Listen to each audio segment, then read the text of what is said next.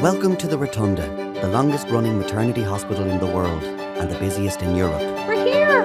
Woohoo! It has seen the birth of close to 1 million Dubliners, and this year, some 25 new babies have been added to that number every day. Black hair, just sticking out. Oh my God! I know. It's a place of extreme highs and devastating lows. During the pandemic, one of the most challenging times in living memory. I'd like to be in there, but the numbers aren't going down at the minute. We have a date. It's agony and ecstasy side by side as people experience events which will change their lives forever. I'll do it again. Events to be remembered and retold for generations to come. Pandemic babies.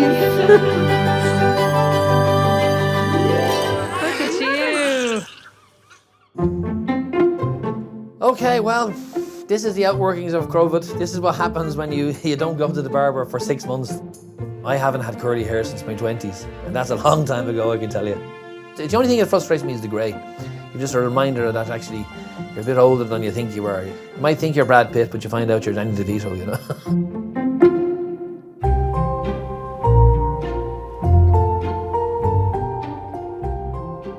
It's 1 a.m.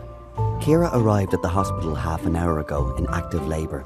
This is her second child. Her sister is also expecting a baby, so grandmother Christine will have a very busy household. This baby now will be the 8th grandchild, and number 9 will be here now shortly. We haven't even pushed 8 out when we were informed about 9, you know? We're both Scorpios, so we clash, but So long as she does what she's told. we have a great relationship. I kind of depend on her for a lot. I'm Jenny. Nice to meet you. I'm going to be looking after you upstairs. So we're going to go up now whenever you're ready. Okay? I was dreading telling me ma I was pregnant again. She waited till I was driving the car. Just so she couldn't swing for me. Come on in. It's your room now. I didn't let you finish the sentence, and I says, don't even say it, Ciara. Don't even say it. Didn't I? Yeah. Yeah, I knew what was coming. Breathe the pressure away. Well done. She was at a stage in her life where she could have went back to work, and she could have... She wanted You me know. to go to do things. make her and- dreams, Yeah. you know. Just think every pain is a bit closer, huh? You'll be happier if you're doing something that makes you happy, that'll brush off on your children. When I And get that's the time- message you want that your kids to have too. When I get the time to do it, I will. Don't have me saying it now, you know. I had 4 years and 2 jobs. This is what we hear about. Even my stepdad's now turning around saying she had 4 kids and she had 2 jobs. You do. Well done, Ciara. What a stink. I have a spray. It's okay. You're doing a great workout here. You should have wore your Fitbit. It's okay. Ciara decided that she was going to do the labour with no pain relief. It's very rare we get to see a natural birth with no pain relief, and even the support of her mom, you know, the support of Christine, like we don't get to see that often where it's a mother-daughter combo in the delivery suites. Oh, Well done. when are you allowed to push? Like, when the... Oh. There's your water's gone. It's gone. Well done. She had the sheet over her, so I didn't know that they had gone until she was like, my waters are just after going. So calm, you know. And I was like, okay, well done. Well done. That's great progress. Obviously, I know it was her second baby, so if the waters go like that, usually baby arrives soon after. I don't know how you managed to keep the socks dry when the waters went, but you did. Kristen, we'll just get everything ready to go. Okay, you're doing great. You're doing great. Yeah. It's a super moon, is it? It's a super moon, yeah. But it can be called the flower moon and all that. But the hair moon is the nicest because it's like fertility and rebirth. hair moon, and it's the hare looking at the moon, which is not to be mixed up with a rabbit because rabbits love to have sex so much. Michelle and Clive are in the hospital today for their 20-week scan. The couple met 12 years ago when Michelle was 18. I knew from a very early age myself that I wanted children and I wanted to be a mum, and a few years into our relationship I started to make that very obvious.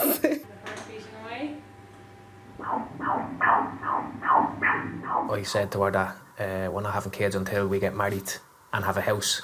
That was the deal. We did all that in a year. After 8 years and numerous failed IVF treatments, Michelle became pregnant. Unfortunately, at just 24 weeks, Michelle went into labour and their baby, Zach, was born extremely premature.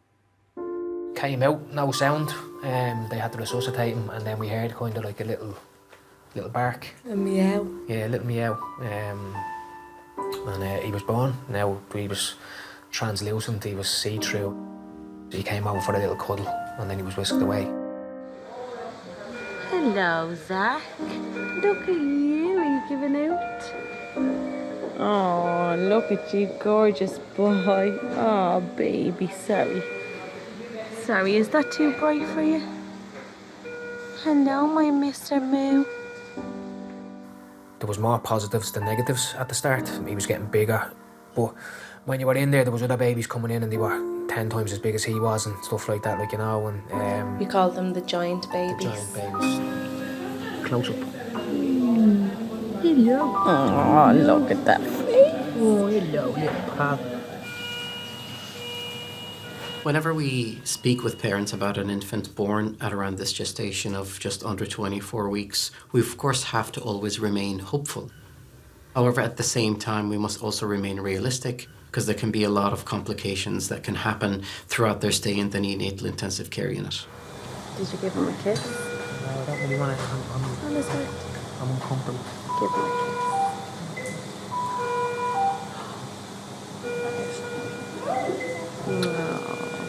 Hi, Zach. Oh, Mama loves you. Yeah. After 5 weeks in intensive care, Zach passed away due to complications of his extreme prematurity. The saving grace of it would be that we got 5 weeks from him, like, you know. We understand a lot of people don't get that. Leaving the hospital with no baby and being on maternity leave and having to get through that time that all your hopes and dreams were supposed to come true is just, it's the most difficult thing I've ever had to go It's through. heartbreaking. It's absolutely heartbreaking. Walking out of the hospital with your son in a box is not fun for anybody. But he's always with us. Everything we do, he's a part of it.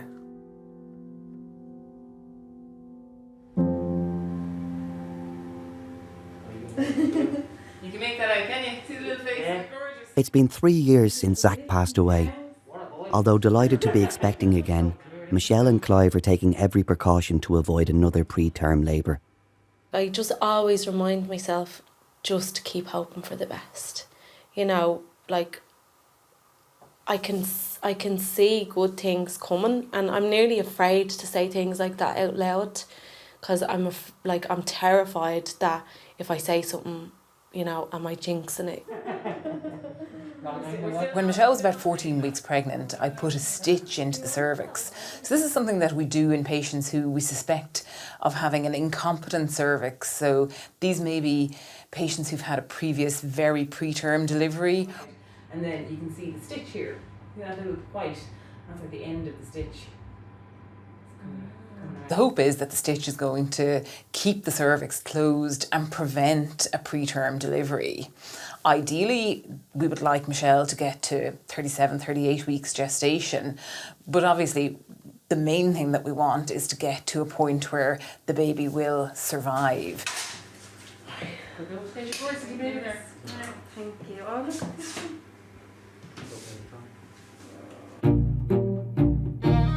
We do a bit of everything. It's probably one of the only shops that you would get a bottle of Coke, a chicken fillet roll and a breast pump. At the moment, it's just Daddy on his own coming down. You know, he'll just buy the few bits he needs to buy and back up because he's conscious that they're only allowed there for a certain amount of time. You really miss the atmosphere of having the family members downstairs. Pre-COVID, when you have visiting allowed, and you know, you might see one nanny going up and buying her balloon and teddy, and then the second one go up and buy a slightly bigger one. Dark hair on this baby. In the delivery suite, Ciara's labour is progressing very quickly, although not quite fast enough for Ciara. When is she gonna just come out? Both Ciara and her mother Christine are eager to meet and name this new baby girl. I came into the Rotunda and got the scan and found out I was having a girl. I was really hoping for a boy. I thought I was having a boy because it was totally different pregnancy to when I had Mila. I had to think of girls' names then.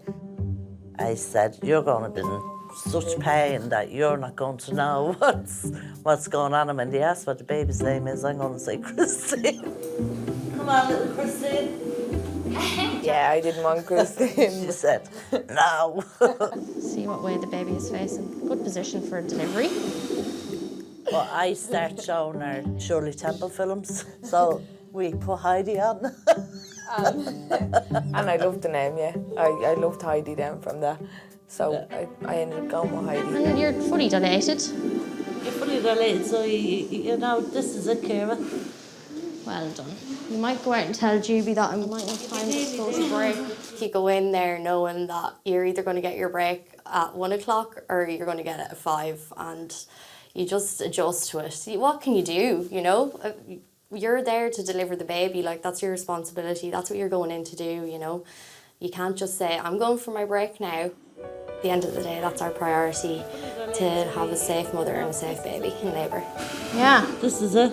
Just go with it, Ciara, okay? Go on. Go on. You're doing a fantastic job. Go on. Go on. Love it. Well done, Ciara. The urge is there, just go with it. Well done. No. The pain is just unbearable. Like when you're getting them contractions, it's just, you feel like it's never going to stop. I felt like just exploding. I just wanted to be thrown out the window. I would have much preferred that at that time. Well done. If the pressure's there, I just go with want it. a C-section. No, you don't. Oh my God. You're mad. You're doing amazing. You're doing great. This will be all over shortly. When women are just about to deliver, they can just lose complete control. And I suppose we have to be the people there to reassure them that it's going to be okay and that they're going to be able to do it. No, you don't. No. Ciara, you're so close now. You're doing great. You've done all the hard work up to here. You're doing great. Do you hear me? You really are. Amazing. You're doing great. You're amazing. You're doing great. Okay, 1, 2, 3, go. Rotunda's fit as fat. Not to laugh, huh? Yeah. Rotunda's fat as midwife. How long did you do it for the last time? Don't know. All I know is it's a bit sore. You're getting a bit shaky there. Did I tell you I had a sore back? Oh yeah, that's probably not the best thing to be doing. No, it's not. Clive and his wife Michelle have been worried about the possibility of having another preterm baby. Their son Zach died after complications due to his prematurity. With this pregnancy, Michelle has already reached 34 weeks. What we've been told in the last few weeks is that he's 5.5 pounds now, so he's not going to get any bigger. We're just trying to keep him in the oven so he cooks a bit more and gets a bit fatter. Michelle has a scan in the hospital today. But in line with COVID safety guidelines, Clive can't accompany her. I'd like to be in there. I was kind of one of the lucky ones to get in for the big scan, the 20-week scan or whatever they call it. And then I know after a few weeks that they stopped that for a while, so I think that's a bit harsh on the parents, but overall I think it is the right thing. Like less people mixing together, especially in a tight room. A lot of parents don't want to actually come back to the place where their child died. After Zach passed away, Michelle and Clive, they actually went ahead and started fundraising for the Rotunda Foundation, which is our charity arm of the Rotunda Hospital. They raised in excess of €15,000 for the neonatal intensive care unit. And to have that, resilience and dedication to their son, I think, is a great legacy that Zach has left behind. They'll never forget the trauma they've experienced, of failed IVF cycles and of losing a child. But their dreams of bringing a baby home are beginning to feel more secure. Before Michelle got pregnant, she turned into a tree hugger. That's all the only way I can describe it. She was doing these beach walks and 4 o'clock in the morning she was getting up out of bed and going to the beach and doing skinny dips and all this sort of stuff, or whatever they call it. She got into meditation. She was just kind of calling the earth, to be honest. That's the only way I can describe it. Nothing to do with me, but it worked. She just kind of became really relaxed and loves her job, and life was good. And it's funny because we were going to do IVF, and the week we were going in for IVF, she kind of found out we were pregnant. Like, you just wanted to be normal. Do you know what I mean? Just have the baby, have a few days in the hospital, make sure she's recovering well, and just go home, bring him home. That's it. Baby's not coming now, no? No, he's not coming yet. Right. Yeah. We have a date. Oh. Straight out. Now Straight start. elbows. Okay. Okay. Go. Oh! Stop! How long did you get? 2 minutes. Oh, you got about a minute and a half, did you not? No. You got 12 seconds. If you were. I'm hoping that you're 5 or 6 centimetres. You don't. It's 13 pounds. Oh, well, that's probably why. Yeah. Well, I was off as well, though. That's it, Ciara. Go on. Ciara's labour is still progressing very fast. Her mum Christine has had 4 children of her own. This is her first time being a birthing partner. See the head there, Christine? I couldn't see the head. And I kept thinking I was looking in the wrong place. The baby has loads of dark hair. Oh. Dark hair on this baby. I thought that was her private parts. Oh, Mary, Mary. Well done. Okay, Ciara. But it was only wherever way the baby turned the head. And then she's all Ciara. No! Go on, Ciara. Keep with it. Keep with it. Push down, Ciara. Go on, Ciara. You can. Go on. Push. The hardest push ever, Ciara.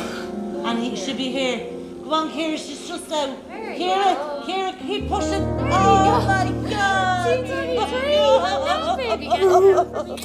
Well done. It's a magical feeling when they get put on your chest and you're seeing them for the first time. Well done. Excellent.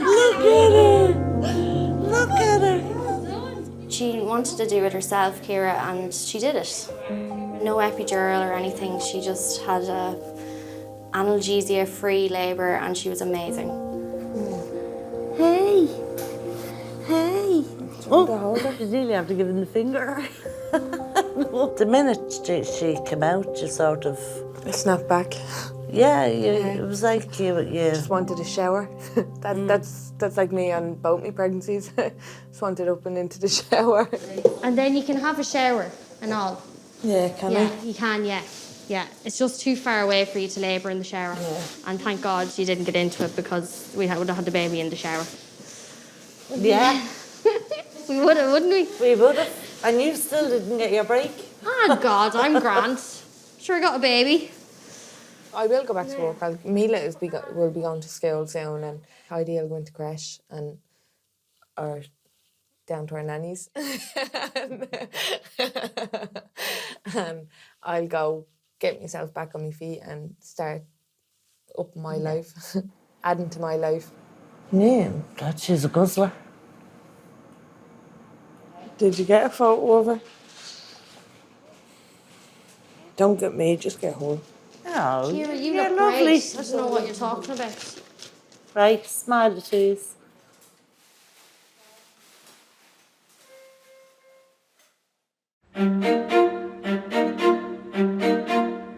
I've seen really good times and not so good, obviously, in the last couple of years.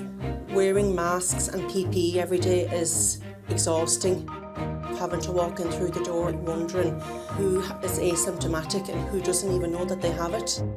Seeing your colleagues getting COVID while you're working is Quite distressing for everyone, and it's just added stress that you don't really need, but you've just got through with it and just done it.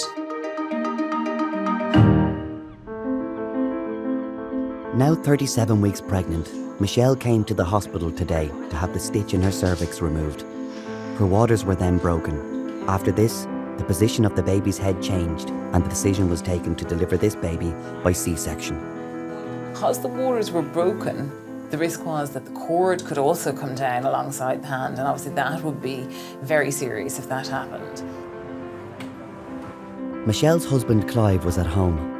The last thing he expected was a dash back to the Rotunda to be there in time for the birth. It was the second phone call that kind of scared me, going, oh, what are we in for now? Because obviously from previous what happened. Hi, this is Annette in delivery suite. There's a guy coming called Clive. Will you send him straight up to the theatre to us on delivery suite? Grand, perfect. Well, all exciting now, isn't it? But you changing the Yep.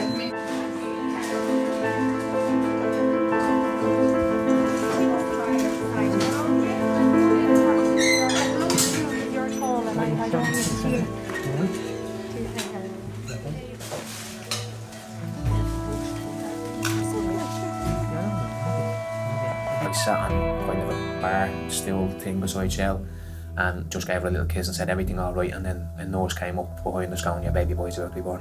Yep, lots of pressure now. Hello, baby. It was literally, arse was on the chair for 2 seconds. The baby was here, so yeah, madness. And then it was like the Lion King straight over the little thing.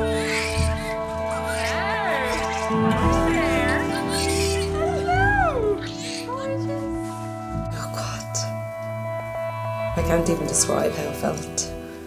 I couldn't actually even see him properly through my tears. I just felt like I gave the first breath that I've taken in a long time. Like, I just felt massive relief.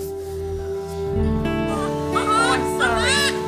I know you were all cozy in there and we just plucked you out, didn't we?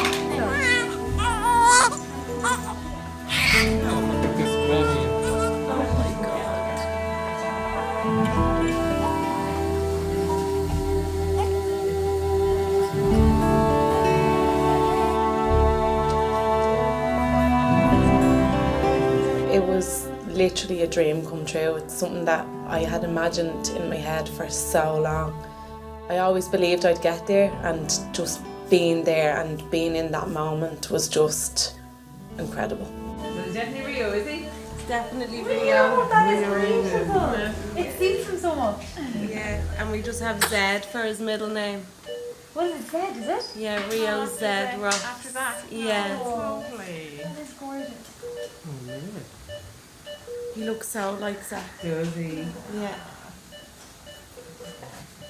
Oh. So well. Thank you very much. Leonie and her partner Dan have been in the delivery suite for the past 2 hours. They have known each other since their teens. We first met each other when we were, I think we would have been 17 or so, yeah. I wasn't the type at the time to wear. He wasn't ready. I seen him and I was like, oh my God, I was like, I like him. I'm just gonna go for it. And I just like, I was gonna go over to him and I was like, hey, I was like, my name's Leonie.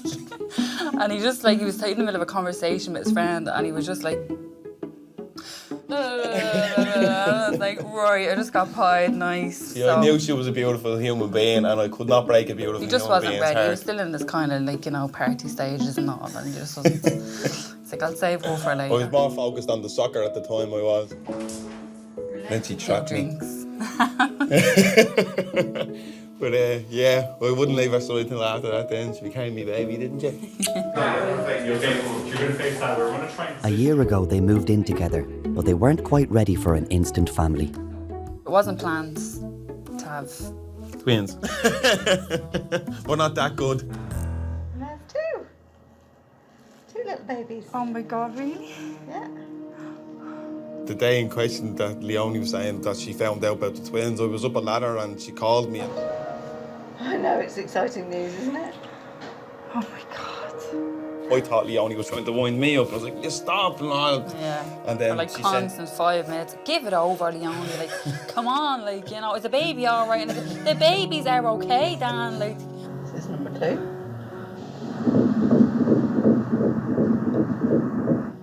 Okay.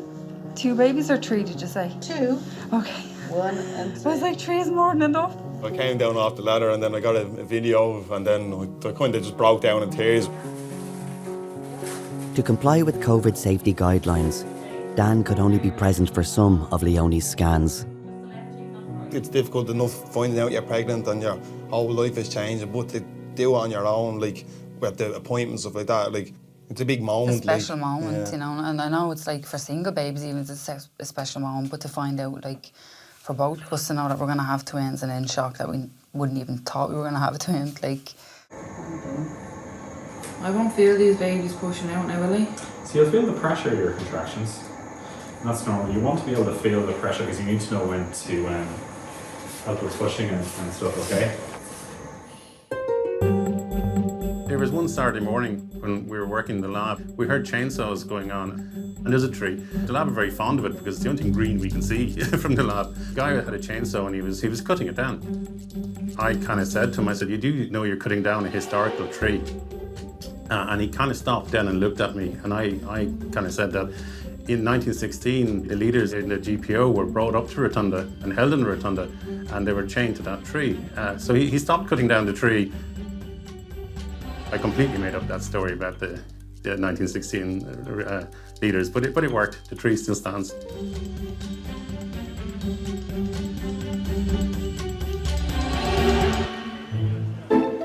Sarah and her partner Vishnu are expecting their first baby. When Sarah's contractions started, she was determined to stay at home for as long as possible. I had a very strict idea in my head that I would be able to do the majority of it at home and then just kind of show up for the big finale in the Rotunda. I know, she's very good.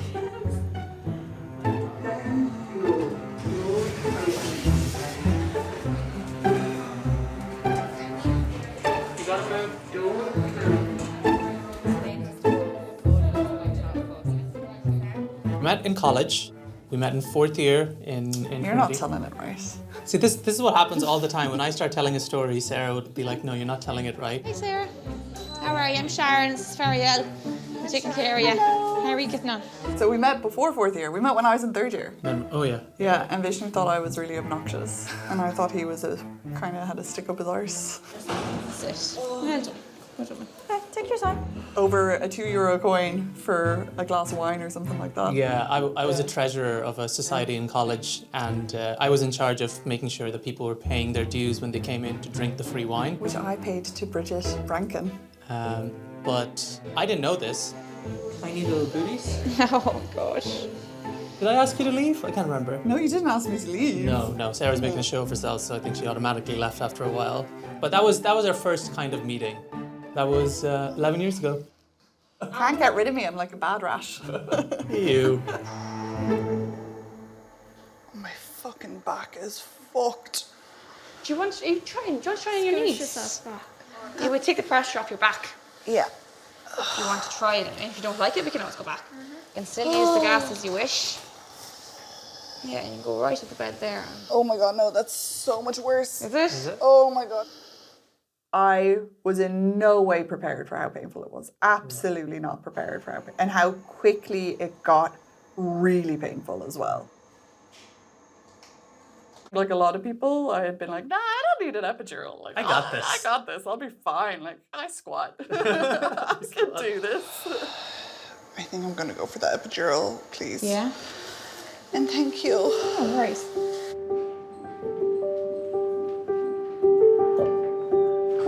Wow, they're lovely flowers, aren't they? That's gorgeous. It's lovely.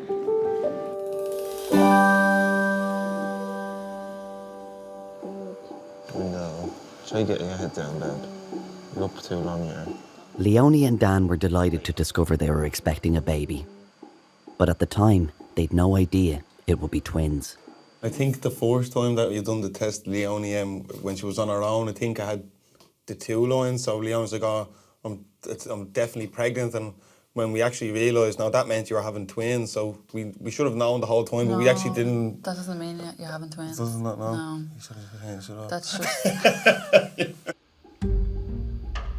You'd have a couple of bleeding lazy boys, like, wouldn't you? PlayStation or something, you know?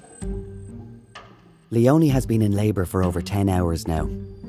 It's taking a lot longer than they'd hoped.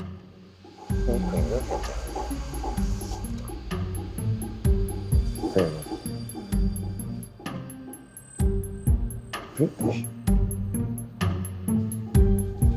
All right. It's okay if I go ahead? Yes. So, a little bit of pressure, my love. Probably still 4.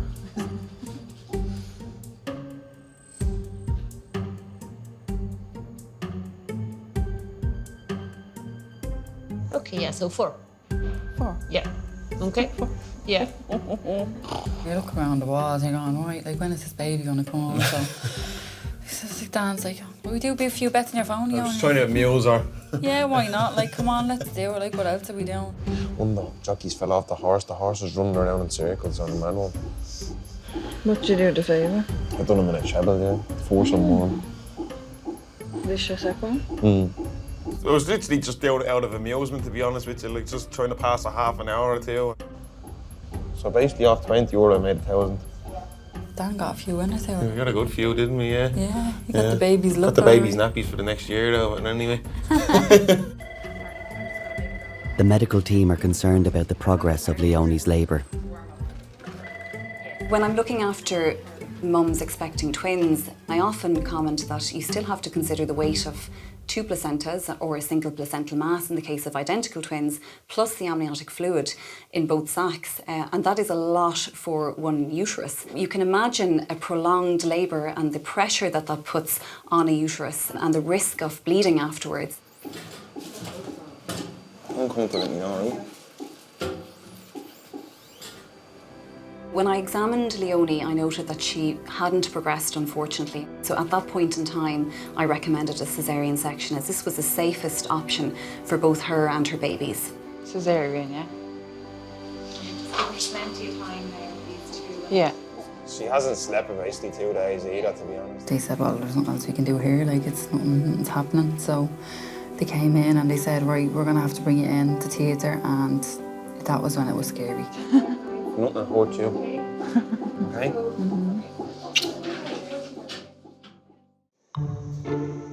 So there's only, who is it? Carly, Robin and Caitlin is your bridesmaids? And Tegan and Cody and Tori.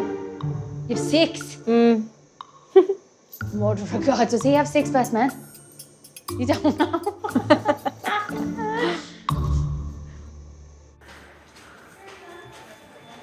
Leonie has been taken into theatre to be prepared for the birth of twins, Nina and Alvie, by C-section. So I don't know where we heads are all together. I just can't wait to meet them and squish them, but in a good way.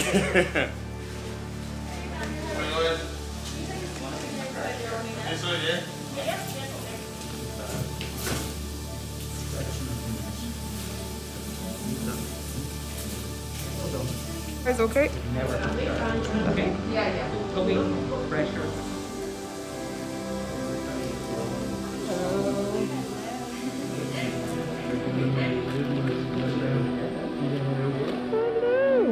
Keep pushing back.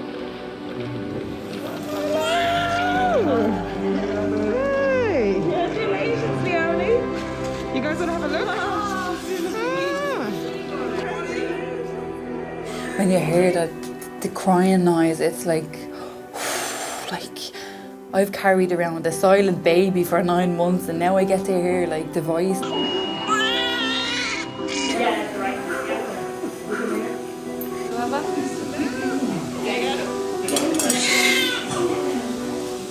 When Alvie actually came out, I wanted to run to him, and at the same time I had to stay with Leonie, so it was like, okay, Leonie, and then where's Nina? Hello. Then Nina came out then, and I was overcome with emotions, and when I seen Leonie crying, then the baby's crying.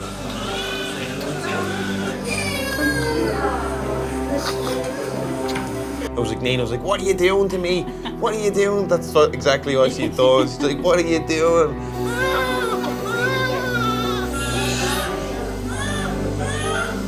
In terms of the joy levels and all that, like one baby is like, you're up there, but with two, like it's just, you're over Mount double the Everest. reward, like. I'm trying to open your eyes. It's the most rewarding thing. It's like it was my calling in life, and I know it's Leonie's calling in life, but I just couldn't be happier with the two babies. They're two little beauties, and yeah, I give Leonie the girl. You okay, honey? I know. I couldn't imagine having one kid now, and the light that we have too. Yeah. You can have a little gentleman and lady family. Yeah, absolutely, babe. And I wouldn't change it for the world, would you? Ditto. No, ditto. Don't they? Hey, baby. Don't they, baby? The luckiest man alive. It's still not real to me. Overwhelmed. 100%. Well done, Leonie. Well done, babe. Couldn't have did it without What are you you. doing? Huh? After a few hours in labour, Sarah decided to get an epidural to help her cope with the contractions. So the contractions are still like happening and everything? Yeah, absolutely, yeah. She doesn't feel them. Second and third baby comes a little bit quicker usually, so. Oh no, somebody's going for the snip. Everyone to do it here though. Yeah. They should have like a little recruitment like table outside. It's like vasectomy, vasectomy, vasectomy. I always wanted kids. And equally, like for most of the time we've been together, we've had no money. Yeah. I used to joke about, wouldn't it be cool if we were just like dinks, double income, no kids, and just like hang out. But we had no income anyway, so. Yeah, we had no income at the time, so let alone double income. Sure. Do you want to feel reverse? Yep. From my perspective, I was kind of happy with the status quo, so I wasn't actively thinking like, we should have a child, as like pushing it off as like, we'll talk about it after a 5-year wedding anniversary. And I just said that very, very flippantly, and Sarah obviously locked it away somewhere, and on the day of our 5-year wedding anniversary, it's like, do you know what you said? Vishnu's parents live in India. Unfortunately, they haven't been able to visit because of the pandemic. Oh yeah? Grand. How's your mum? Some good. Both them are cheering you on from India. Is your mum in India? Mum and dad. Oh. And have they been to Ireland before? Yeah. So I was with my folks here. Oh, very good. Yeah, for 4 years, and then they like to come when they get too hot. Yeah. I think they always fantasize about the cold weather, and then they get here and they're like, it's very fucking cold. They're wrapped up. Yeah. My mum and my dad, they absolutely love little kids, and they're always kind of be like, can't wait for like a little grandchild and stuff. So they were absolutely delighted. It was really, really hard not physically being able to be with them. My mum was like, if only I could have just come over, moved in, I could just be cooking and helping out and stuff. But there was never any question that we were having an Indian baby. My spice tolerance went up so high. All I wanted to eat all day was just jalapenos. Hi, I'm Sarah. I'm Maya, nice to meet you. Nice to meet you. What's your name? Sarah. Sarah, and your name? Vishnu. Nice to meet you. It was lovely to meet you, Sarah. Bye. Thanks again. So nice to meet you. Take care. Most of the times they are asking us how long it's going to take. But at the end, as I told to Sarah, the birth time is totally unpredictable, and things can change really quick. Yeah, so you are 6 centimeters. Yeah, well done. I did nothing. Oh, definitely you are doing. That's great.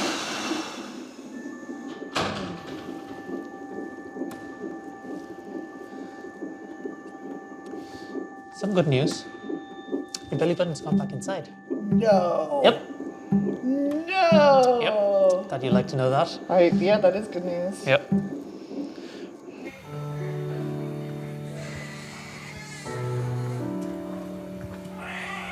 Clive is back in the Rotunda to collect Michelle and new baby, Rio. We were 8 years until we had Zach, and then 12 years in total until we got to Rio. So our whole married life has been about trying to have a baby, and it's just great. The last time, obviously, we were in the hospital and it didn't go right, and Zach came out a different way, but it was just relief. Yeah, he'd be 4 next month. We go to the zoo every year for Zach's birthday, but I'm literally in and out in 5 minutes. We go in, we buy a teddy, we go to the wishing chair, leg it. But actually this time we're going to have a little picnic and stuff like that because it's completely different. So we're evolving, and years will change, but he'll always be there, like, you know, always.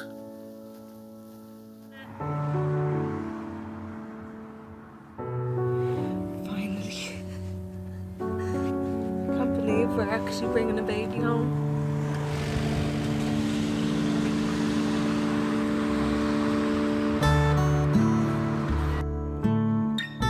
One, 2, 3, 4, 5. 1, 2, 3, 4, 5, 6, 7. Great job. Okay, good. So we are 8 centimeters, okay? 8 So centimeters? that's really good, yeah. And my lady, she's 8, and it's make 2, like nearly 3. Okay, very thick, is it? It's getting, yeah, thick enough, yeah. Is it contractions or nausea? Nausea. You getting the shakes with the nausea? Oh, yeah. I think Sarah's partner, it's a really supportive mom. Definitely during labor, you need a good support of your partner, and I think they are an amazing couple. The sound reminds me of the trains in India. Oh, really? Yeah. You'd be like trying to doze away to sleep, and then you just have like the sound of the carriages. Can I go ahead? Yes. Yep. Look at me. I feel nothing. Yeah. That's lovely. Great, so let's meet this lovely girl. Okay. I try and do 3, right? Yeah, so first a deep breath, then a really long big push, then a deep breath, really long big push again, deep breath, and a really long big push again. Okay. Yeah? Perfect. You got this. Oh, definitely you can do it. Yeah. Okay, Lisa, I want to start in there. Oh, okay. Okay, so take a deep breath and give me a really long big push. That's it, well done. Keep going, That's keep going. it, that's keep it, that's going. it, that's it, that's it, that's it, that's it, that's it. I love that stuff. I love somebody else Like pushing screaming you or be like, you're yeah. almost there, you got one more. That's it, that's it, that's it, that's it, Keep pushing, keep pushing, keep pushing, keep pushing. That's it, that's it, that's it, that's it. Longer, longer, longer, longer, longer, longer, longer, longer, longer, longer, longer, longer, longer. Now, Maya, I love. Maya, I'm like, she has a future career training Olympian. Amazing, that's it, that's it. Oh, you're brilliant. Well done. Now take a deep breath and go again. Come on. That's a good one. Oh my God, you're nearly there. That's it. Well done. That's it. I've been a midwife for 6.5 years. I used to own a bookshop. I was a funeral singer, I was a wedding singer, and I taught guitar. And I was a sales rep. I owned a newsagent's shop. I was a waitress, and I worked in an insurance company. I think that's about all the jobs I had. This is my favourite job. Nearly every time a baby's born, even still, I get a lump in my throat. So I used to be terrible. I used to cry an awful lot when they were born, but I don't anymore now because I have too much documentation to do. That's it. Well done. Keep pushing, keep pushing, keep pushing, keep pushing, keep pushing. That's it. That's it. That's it. That's it. That's it. Well done, Sarah. Got a little tuft of black hair just sticking out. Hello. When like part of her hair just kind of like peeked out, I was like, wow, she is almost here. Do you want to touch the head? Yeah. Yeah. Look. Yeah, there. So squishy.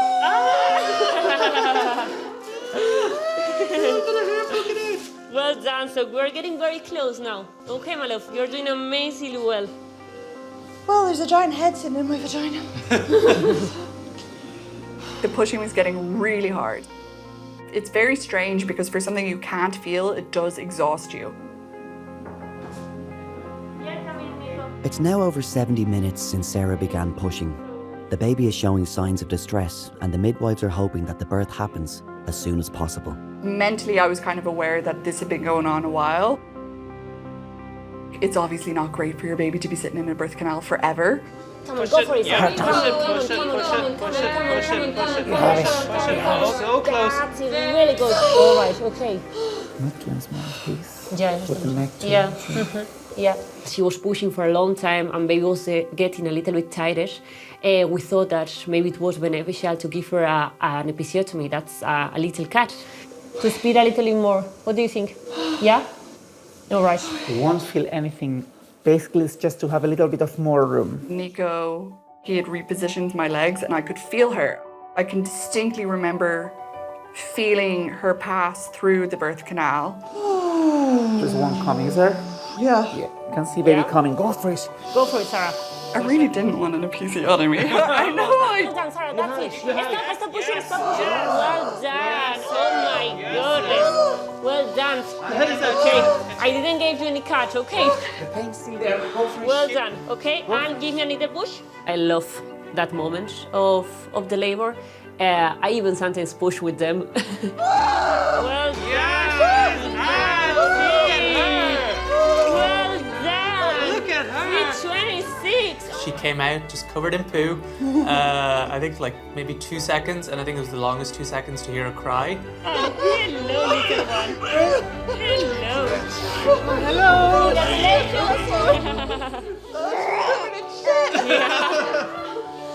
Sarah suffered from really, really bad heartburn. And like I think one of those old wives' tale is, you know, it's gonna have a hairy baby. Yeah. But like we never really paid much heed to that. But when she came out with all of that hair, it's like, okay, that's the heartburn. Yeah. You had heartburn during contractions as well. Yeah, I thought such a disgrace that I could feel the heartburn with an epidural. No wonder I was in so much pain.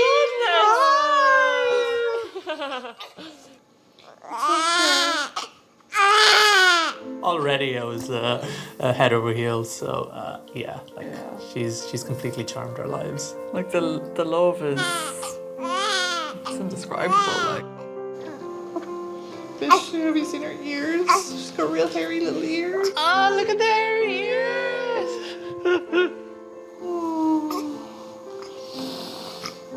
That moment when she just looks up at you and be like, And she "Hi." focuses on your face. It's the most amazing thing. And like what I find amazing is that it makes me love you more. Yeah, it's like our little baby that we made together, you know. You okay? Yeah, I'm okay.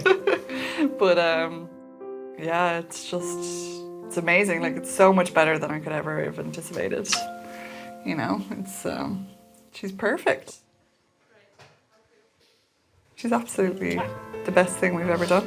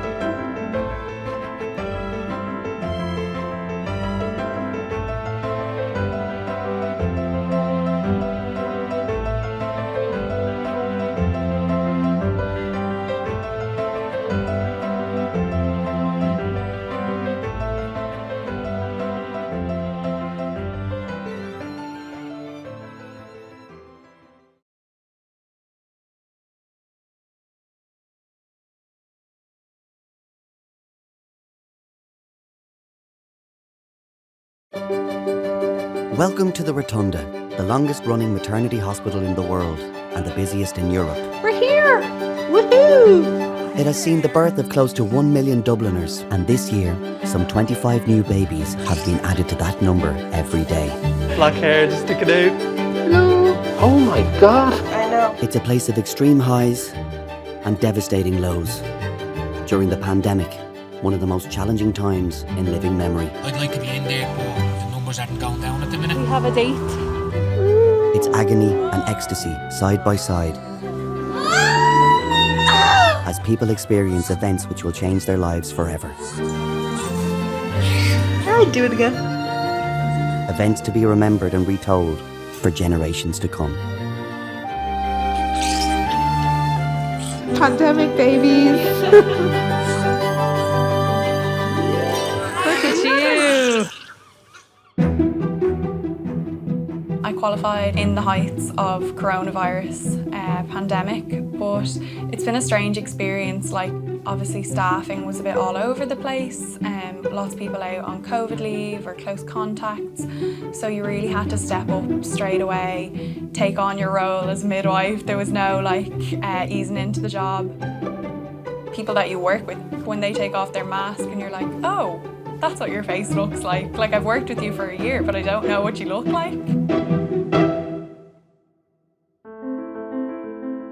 With COVID cases fluctuating throughout the pandemic, the level of access to the Rotunda for birthing partners has been limited.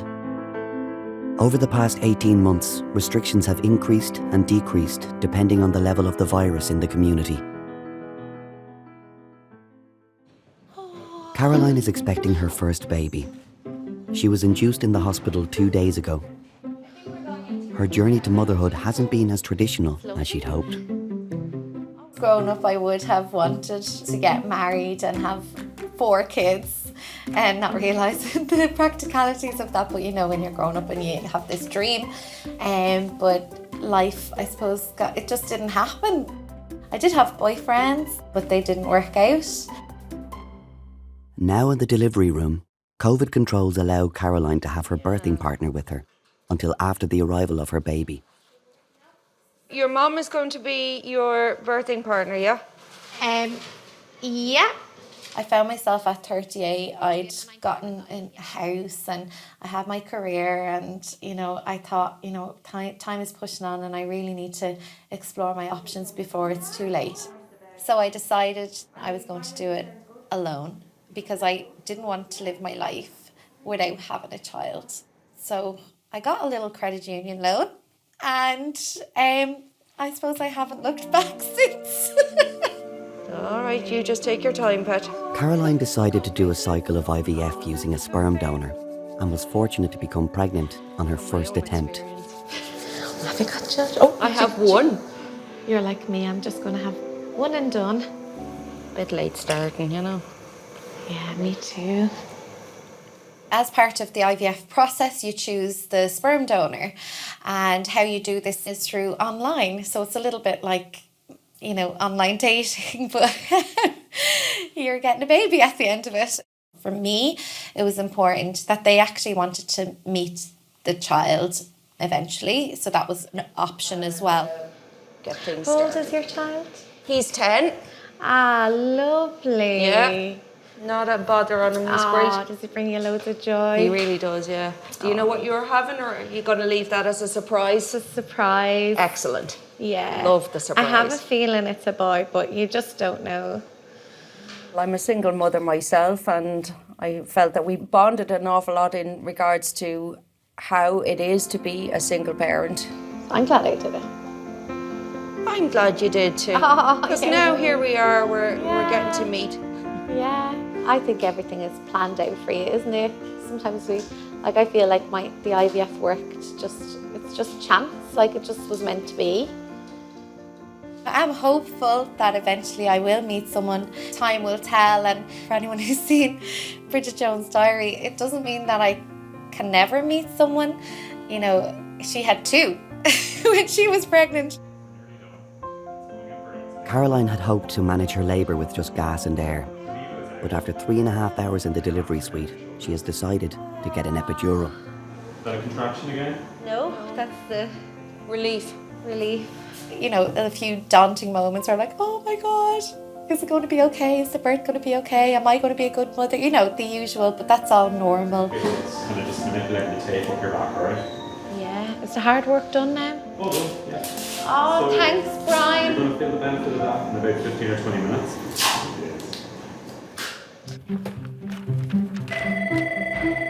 Good morning, our patient's midwife speaking.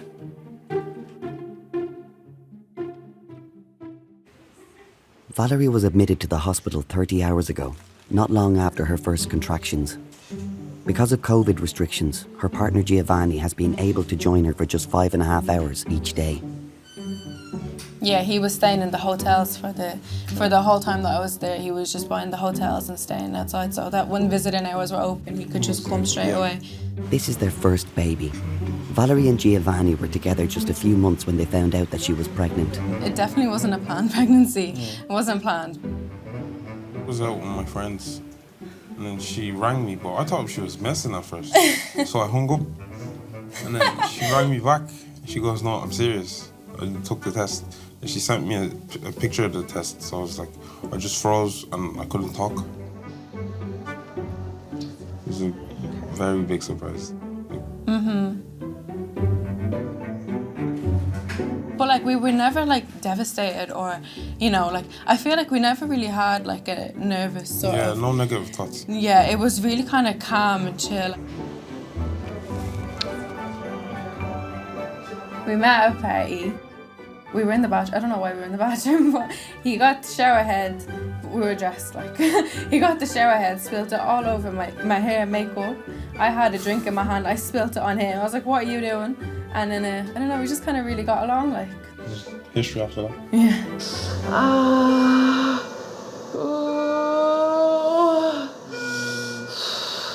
Now that Valerie is in the delivery room, Giovanni can be by her side until after their baby arrives. When I came into Rotunda with my contractions, I thought that they were bad earlier, and I was texting my mom. I was like, "Yeah, it's like an 8 out of 10." And she was like, "Trust me, that's not an 8 out of 10 if you're able to text still." Like,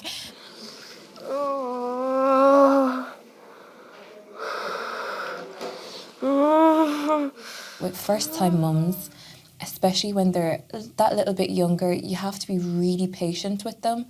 And kindness, I think, goes a long way. And also just kind of breaking the ice, really.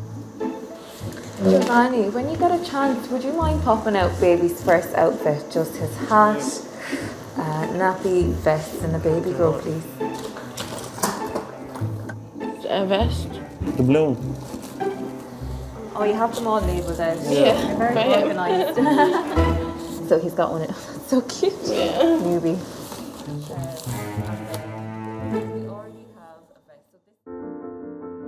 I had my 3 children in the Rotunda Hospital and they were now grown up. I suppose I would have had empty nest syndrome. I decided to do something for myself and I applied and was accepted as a student midwife. I now concentrate a lot of my time to the women and the babies that we look after, and it's so fulfilling every day. Pandemic has literally upped the numbers amazingly. Each lockdown, we're paying for it 9 months later. It never stops, and so which means I'm never going to be out of work, so I'm happy.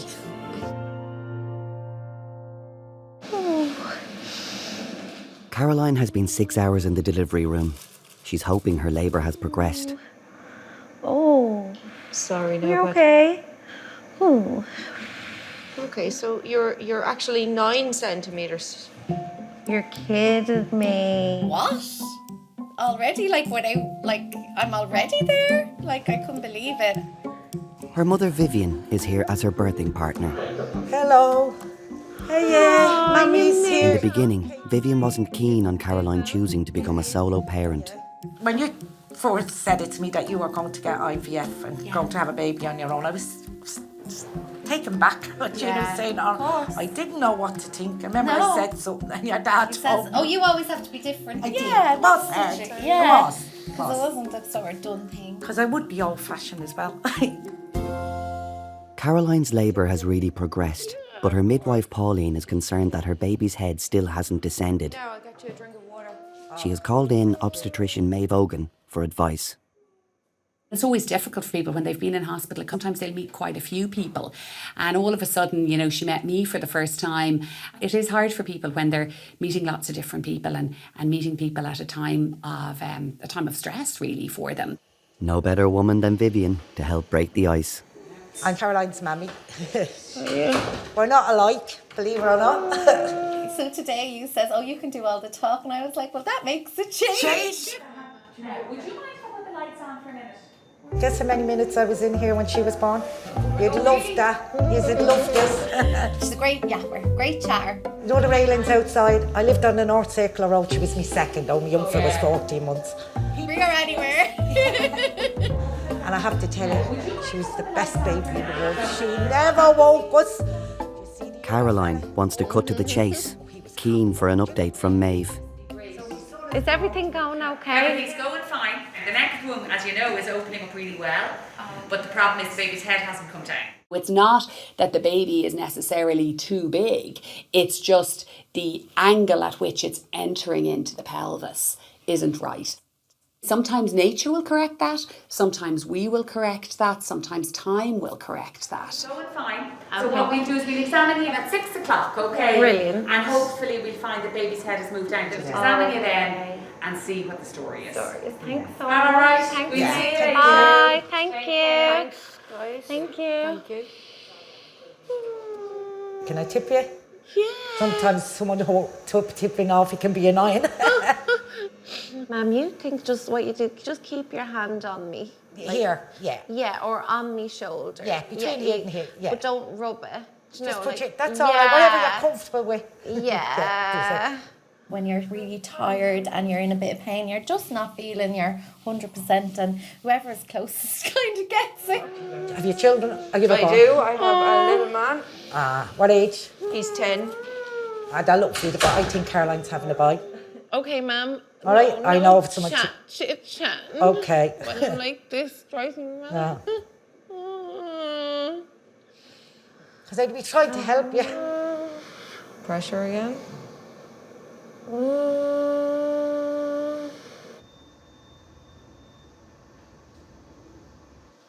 Valerie has been in labour for 6 hours. With an epidural numbing her pain, it is now just a waiting game. Are you feeling those contractions? No.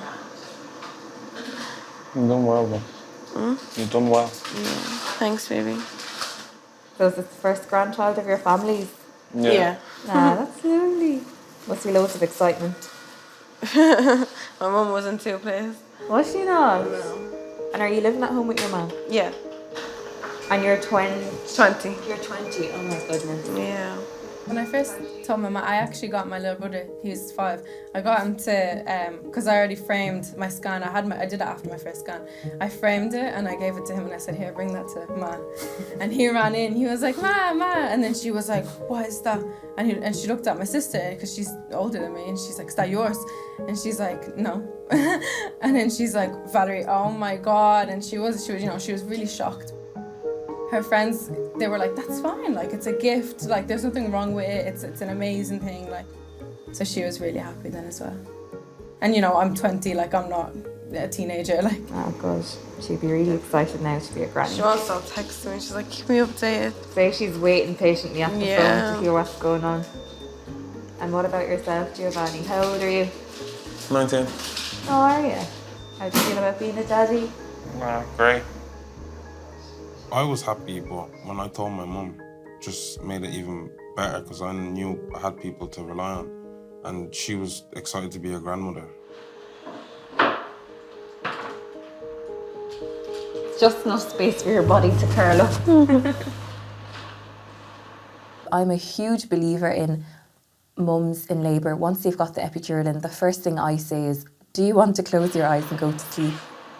If you're tired enough, it'll feel really comfy. And the daddies as well often get forgotten when it comes to the whole process of labour and childbirth. It's not much now, it's just a little yoga mat. But honestly, when you're that tired, I don't think you care.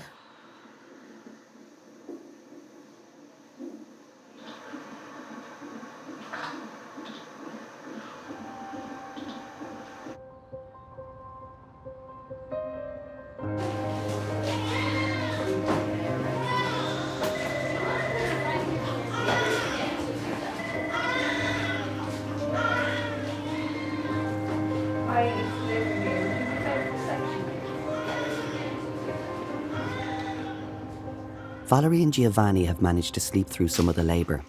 Her midwife Juby suspects that Valerie may be fully dilated and ready to push. Turn this light on.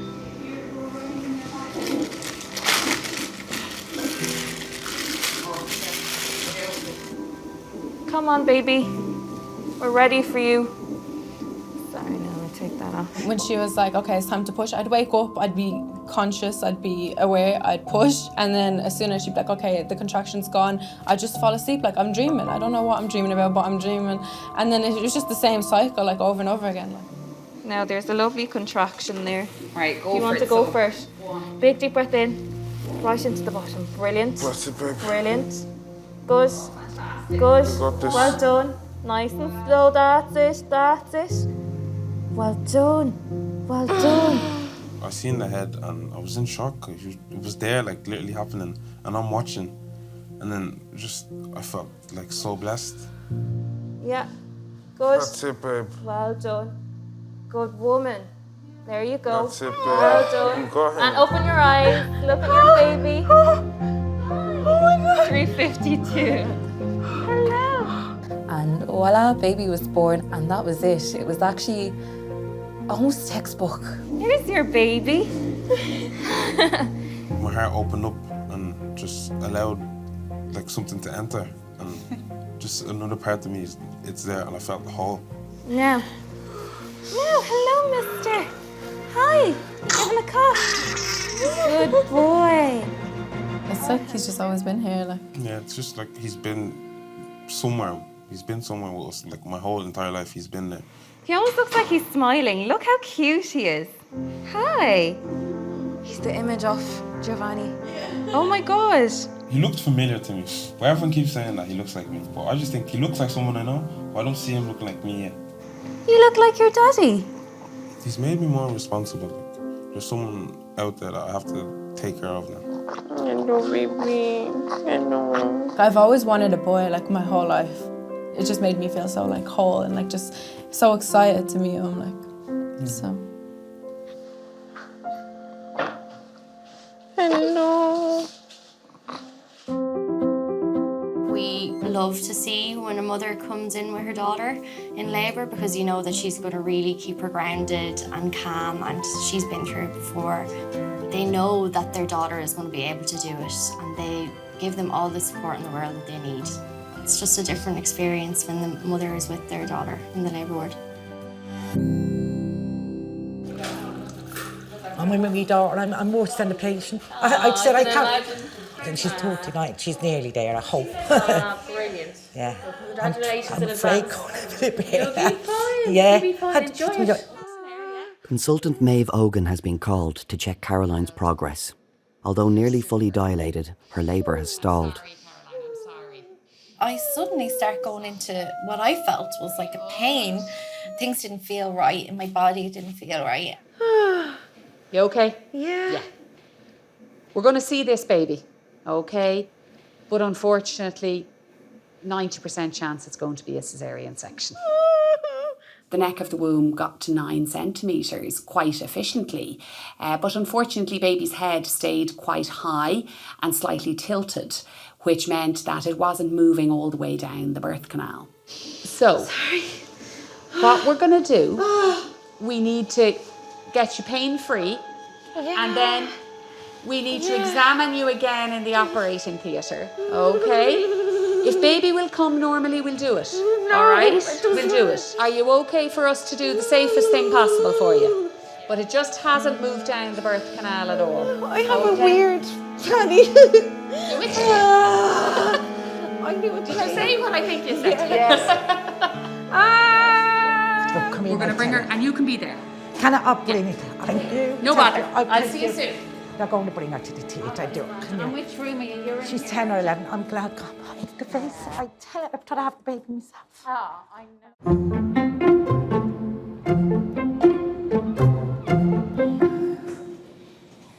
Caroline has been transferred to theatre. Although nearly fully dilated, her baby's head still hasn't descended. It has been determined that the safest option for delivery is a caesarean section.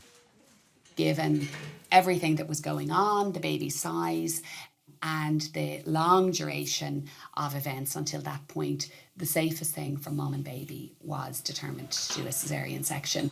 Okay, so we started. Ma'am, will you hit my Sorry. face? Put the head of the bed down. No, it's coming up. Okay.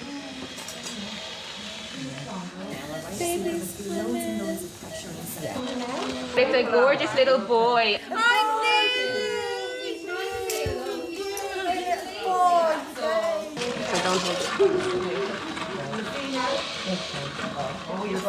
Is the paediatrician in the room, yeah?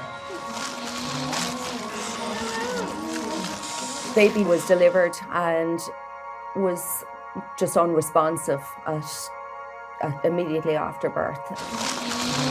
We're going to get baby over to the baby doctors. I brought the baby to the Ohio and started resuscitation.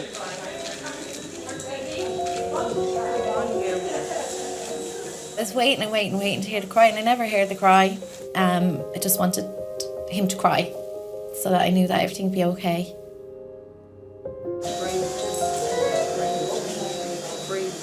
I was like, oh, come on, Noah, give me a cry. But it just didn't happen that way.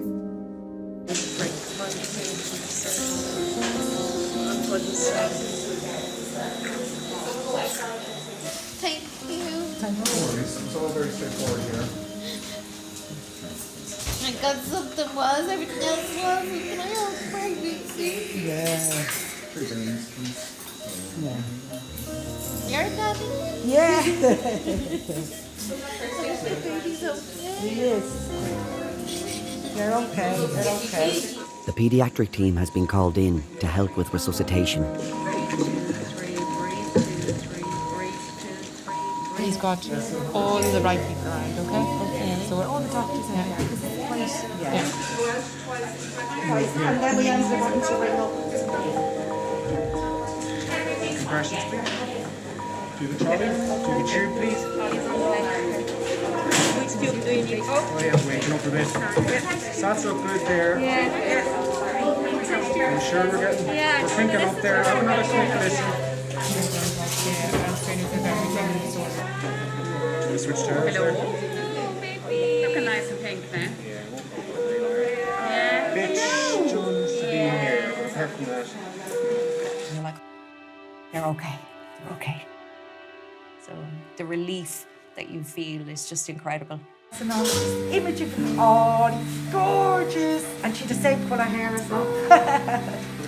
Don't know, you don't know. Isn't he gorgeous? His little face. I'm in love. Oh, wait, she's sweet. Oh, look at him, Caroline. I'm in love. Are you gorgeous? It's like he's got granddaddy's eyes too. You know me, don't you? Don't I sing to you? It was just amazing out of this world. Just the eyes to look at each other. Hello, little man. Kiss the face off him. Oh, I still do. We have kissing time. She still has to pick a name. It's Connor, Ollie, or Noah. What you pick? We'll go with Noah, Mama. You like Noah, don't you? Yeah. Yeah, we want to. What do you think? Noah, Edward, Brian, Donegan.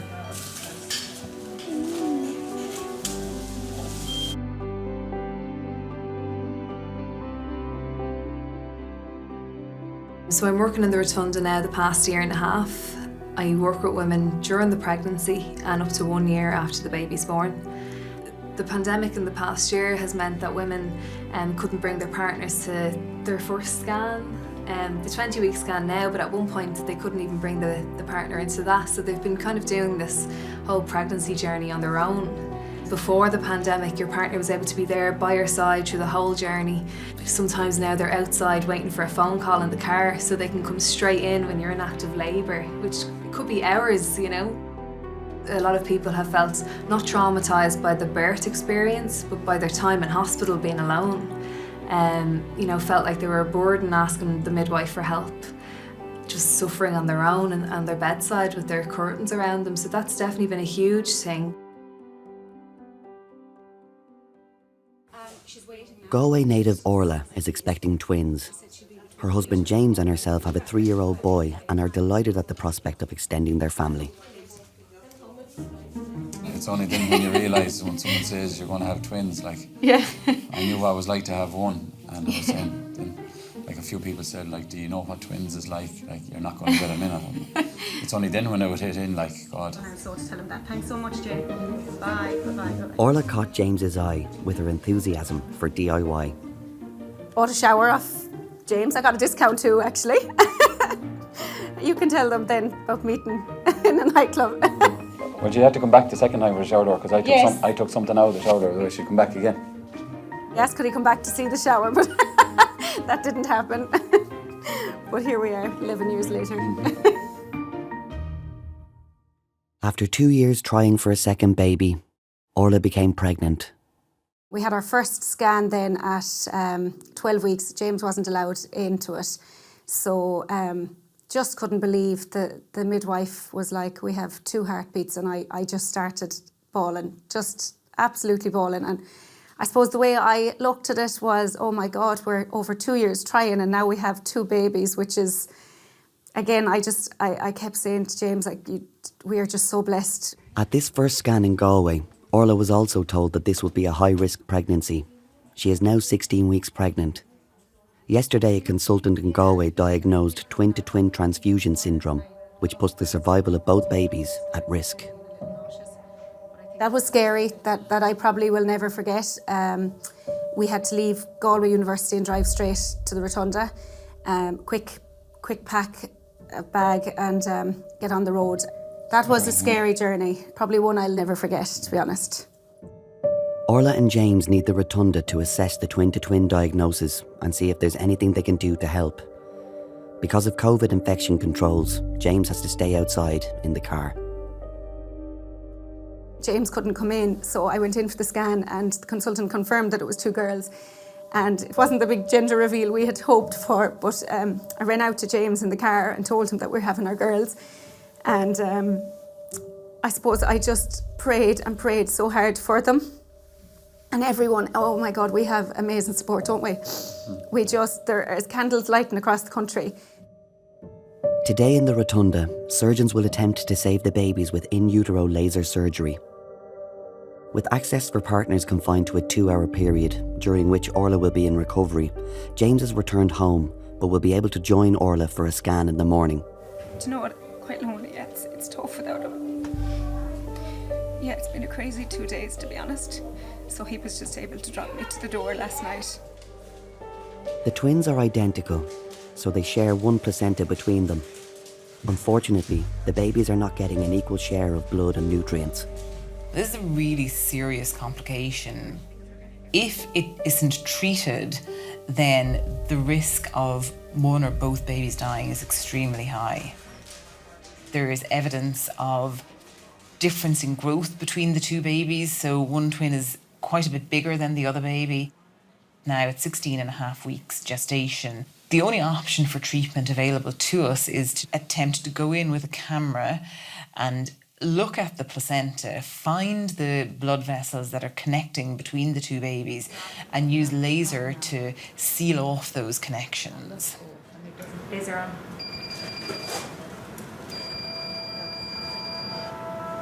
I'm kind of too high up here, so if I kind of go along there, yeah, just along the edge of the membrane, okay.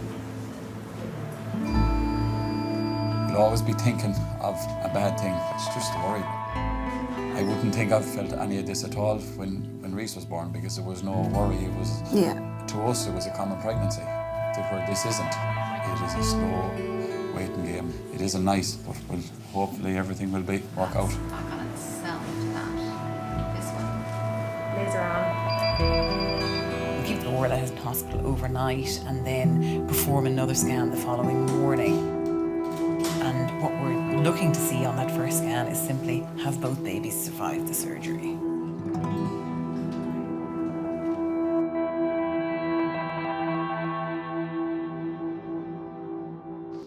Now I'm going to lift your legs up here, okay? Was your plan always to get an epidural?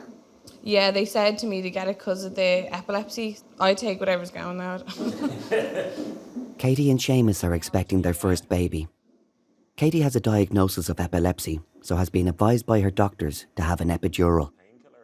In 2017, I started having seizures and I was in and out of A&E. It's not the photosensitive type. It's the triggers are more sleep deprivation, stress and stuff like that. You're very calm. I think it's epidural. To minimise the stress of an unplanned labour, Katie was induced. Seamus had left the hospital because of COVID restrictions before the induction. They hadn't expected it to work quite so quickly. They induced me or whatever, and then within 10 minutes the contractions started, and it was just like my stomach was moving, and I was like, oh my God, what is going on? Like, they tell me it could be a few days, and it just happened like that. You didn't have time to think? No, I didn't have time to think. I was panicking. Normally, I'm not a panicky person at all. And it was just it was almost like a flop sweat hit me straight away. And then by the time I got to the hospital, she was well dosed with the epidural. She'll fly out. Yeah. Here's how She'll fly out. fly against the wall. With his quirky sense of humour, Seamus is doing his best to lighten the mood and reduce any tension. And what are the chances that it is a monkey? This is what we're hoping for. A monkey baby? Yeah. A monkey baby that can talk. Do you know, just one of the funniest people I've ever met. When did we first met? Probably when I was like 14, you were Yeah, 15. 15. Just kind of hung out in similar circles, and I was chasing you a bit, I'd say. Yeah. And eventually she When we gave told everyone we were finally together, and we were like, oh my God, we're going out now. But they were like, yeah, no shit. Yeah, about time. Yeah. Well, look how amazing you did coming over, not thinking that you were that dilated. You're 10 centimetres, your baby's coming. That's absolutely gas, I can't believe it. How long has it even been? It's not. It must only be about 45 minutes or something, I'd say. When I came in, I had been told that she was 2 to 3 centimetres, and you're thinking in your head for a first-time mum, it's going to be another good few hours before she gets to 10. So I examined her to see and was so surprised that first baby had progressed so quickly. She was 10 and the baby's head was just sitting there, so we kind of had to just get going then. And Seamus, are you going to cut the cord? Yeah, as long as I can't mess it up, can I? Are you sure you want to see down there? Yeah, why not? Bit of crack. Literally.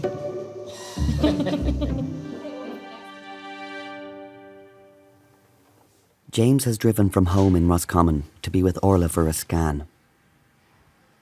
After a critical surgery yesterday, this morning will reveal if both babies have survived.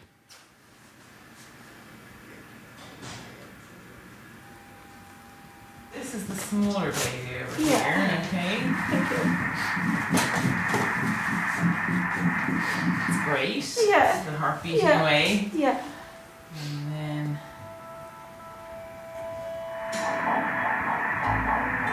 To hear the 2 little heartbeats the next morning was amazing, wasn't it? That was, even when I driving up from the home, that's all you'd be thinking, just wanting to hear 2 heartbeats, and we were over the moon, we had got what we were hoping. And we had to come back for a scan on the Monday morning, yeah.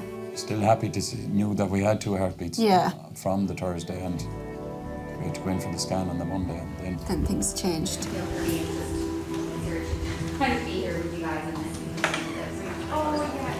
It is that horrible moment when you look and realise that one heartbeat has stopped. And no matter how much you've told them beforehand that it's a possibility, even if you've told them that the likelihood is really high, everyone always still hopes that that's not what you're going to find. Unfortunately, the smaller baby's heart has stopped.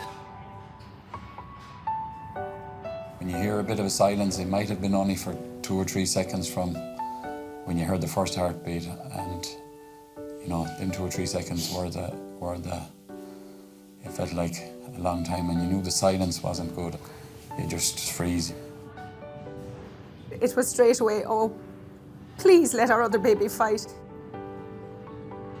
And my God, she is fighting. She is fighting.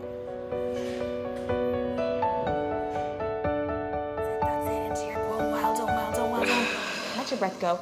Try to direct that more then into your bum, less into your face, as much as you can. As a person with epilepsy, it's vital that Katie avoids overexhaustion, which could trigger a seizure. Luckily, her labour has progressed quickly, her epidural is working well, and she is very relaxed. With her history with the epilepsy, you want to limit the amount of time she's pushing. In your head, you kind of have to be looking at her. Is there any signs of a seizure. Excellent, excellent, excellent. Brilliant, and catch your breath, okay? Fair fucks you. I'm knackered watching you, to be honest. Everybody has their own preference about a birthing partner. I like to laugh, so I thought he was actually a really good birthing partner. And for her, I thought he worked really well. He also kind of eased my nerves a little bit as well by, you know, cracking in the joke and keeping her laughing and keeping things calm. The epilepsy did worry me. I didn't want to say anything to Katie because, like, the less stress on her, the better. If she has a seizure, well, she's giving birth, what does that mean? What does that mean for the baby? Like, if she can't push and stuff? Despite the speedy labour, the baby is now showing signs of distress. So we want to be seeing her head being born with the next few. She is showing signs. You can hear even it's a little bit slower coming back up, you know. The more that you do it, the more you get a little bit better at hiding that kind of focus and that little bit of apprehension that not everything could go smooth. Things could take a turn at any point. You can see that much of her head. Oh my God.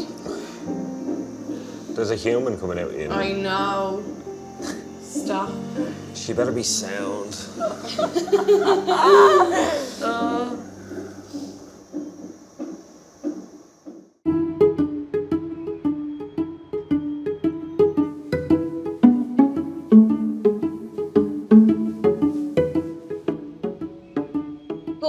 Go on, you're doing amazing. Little bit more, little bit more, little bit more. That's it, one more time again. Fill your... Katie has only been 2 hours in the delivery room and already her baby's head is crowning. Excellent, okay, catch your breath. Can I keep your legs like this until the next one? Mm-hmm. Do you want to look at the top of her head, Seamus? Yeah. He went down and had a look, so he said it was okay. Yeah, it was all right, yeah. It's not even a mess down there, are it? So romantic. It was beautiful, like, the only word. It was, in a weird way, like, it was. How much head can you see? Literally, it's coming. I'd say you've two more of them. Just keep. Would you say that from your experience? As a midwife, I feel like you've been a midwife before. My midwifery course.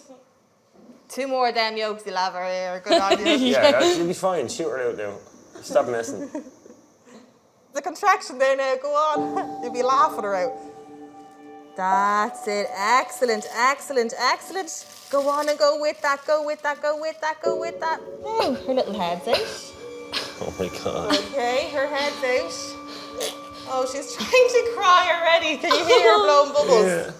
It's an intense moment, but I think that's like the addiction of the job, that moment you just thrive for. You know, it's you in there, the head's coming, who knows what's next, but like it's happening with the next contraction. Okay. Within a moment, their whole life is just going to be changed. Push down, that's it. Okay, open your eyes and look down. Oh, thank you! Oh my God. Congratulations, she's lovely. No, she came out with like a full head of hair, 7, 8, like, you know, flew out. Walked out, yeah. Yeah, he was laughed out. Oh, hello. Oh, no. Hello. Oh, she's beautiful. Oh, you're okay. She put her up on my chest, and I just thought, like, it's a whole array of emotions. Like, you're a little bit scared, but like you're so happy, and you couldn't imagine your life without her, and it's just nuts. And then to look at you and see just like how happy and like scared as well you look. You're okay. I'm fucking crying now.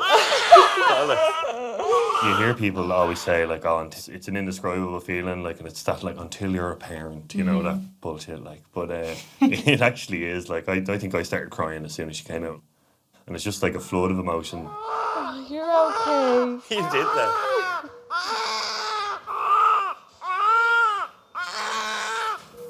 Oh, some lungs on you. Oh my God, I can't believe that. Oh, well done. I know. She's perfect, isn't she? She is perfect. When she asked me to cut the cord, I was surprised at how gristly it was. It's like a bit of like the fat off a steak or something. You're like, you have to proper hack through it, like. Yeah, good on you. We actually lost it as well. It's floating around the apartment somewhere in the apartment. We don't know, like, so hopefully when we move, we don't want to be leaving that around, like. That's it, she's detached from you now. She's her own person now. It is indescribable. You're like, oh my God, you now have to teach them everything, like, and they're going to get to experience everything for the first time. Like, it's just mad. It's so mad.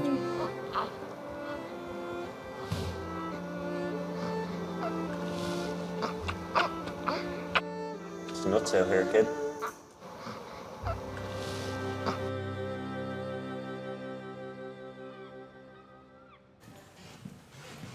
Orla and James suffered the devastating loss of one of their twin girls, Leah, a few weeks ago. A lot of our friends don't realise that I'm still carrying Leah. Just 2 friends actually asked last week, they were like, do you mind if we just, what happened to the other baby? And when I said that I'm still carrying her, they were like, oh my God, we didn't even, like, I suppose people aren't aware. Clinical midwife specialist Jane will be supporting them throughout the pregnancy with how to cope with the bittersweet feelings of loss and hope. So I feel so guilty sometimes when I get upset because I still have one baby relying on me. It is an extremely difficult journey to embark on because you have grief living absolutely side by side with joy. So it's a huge adjustment. And it's okay to let it all out.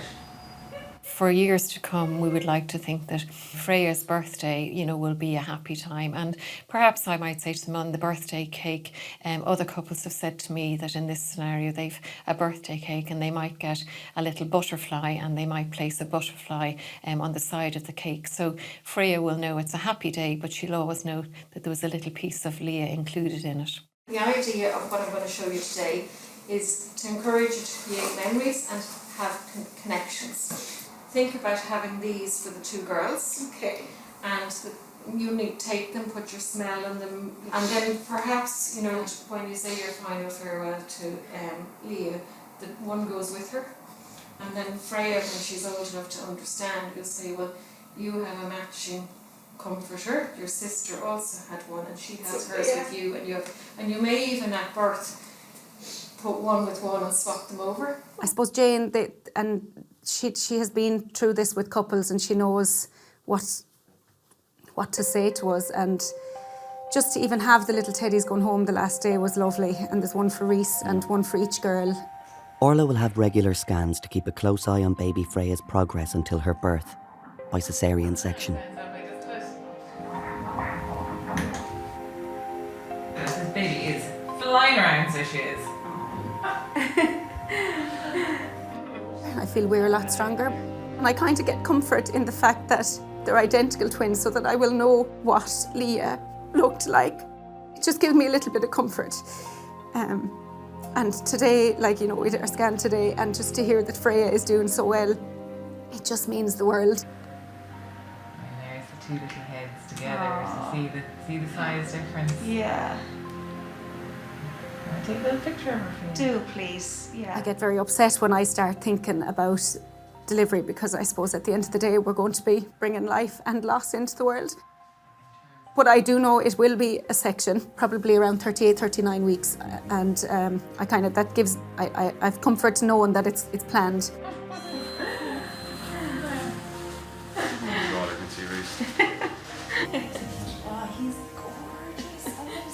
I know, mad head of curls, but I did tell you. You have such hope and sadness, and it's going to be a tough one.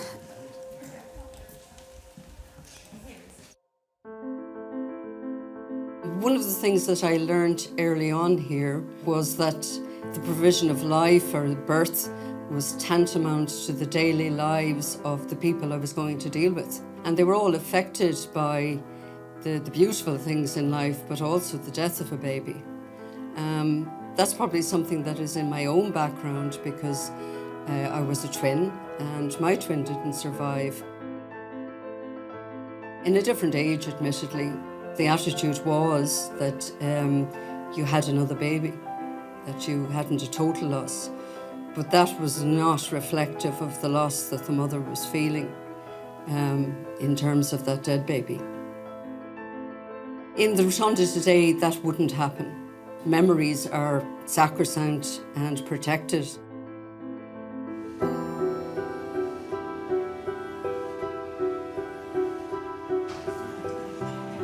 Orla is now at full term, 5 months after receiving the sad news about one of their identical twins, Leah.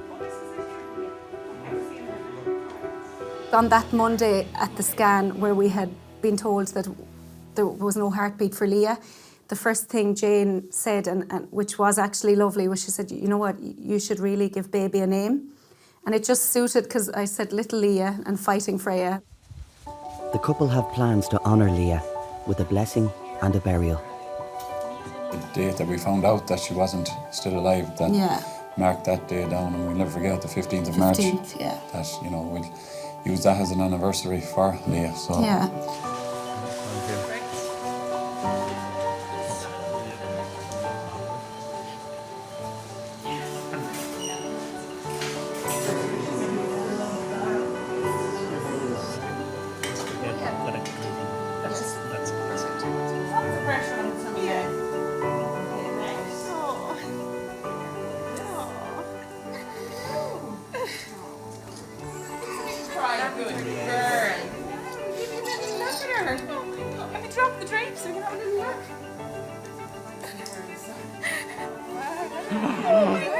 Oh my God. She's gorgeous. That's what we want to hear, isn't it? Yeah. And the big old stretch there. Fabulous. Oh, birthday. Congratulations.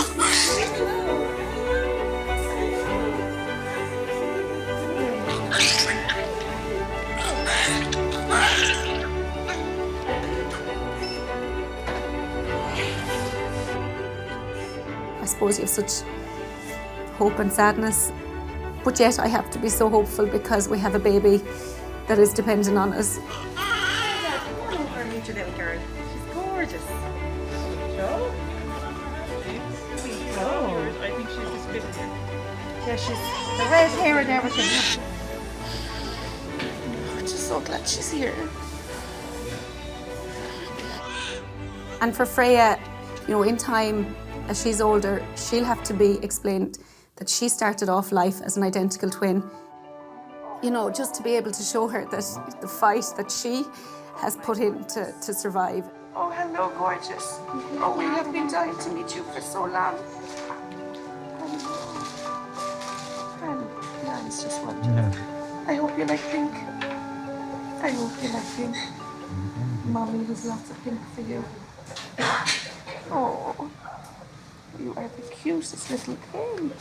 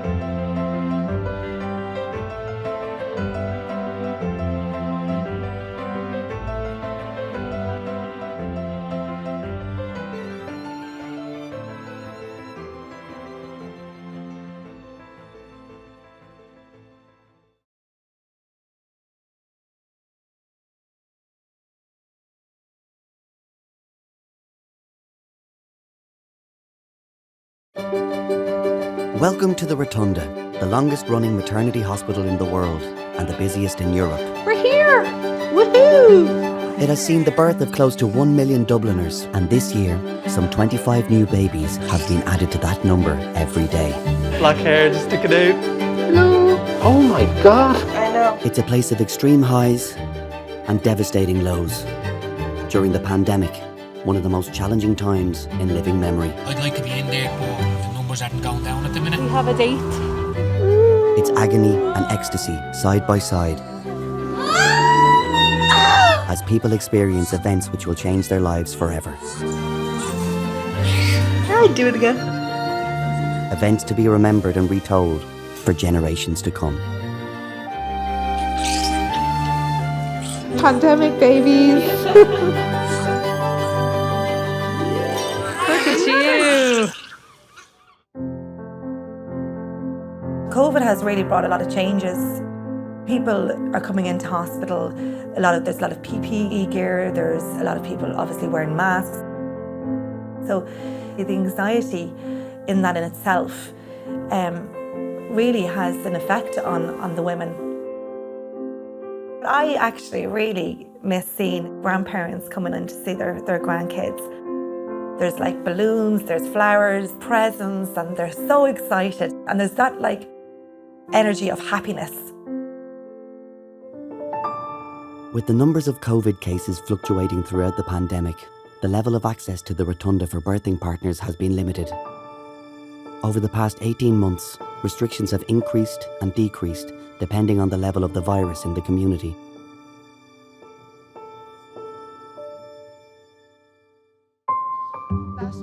Tara has been 2 days in the hospital in early labour. COVID restrictions have allowed her husband Neil to be able to join her for 5.5 hours each day.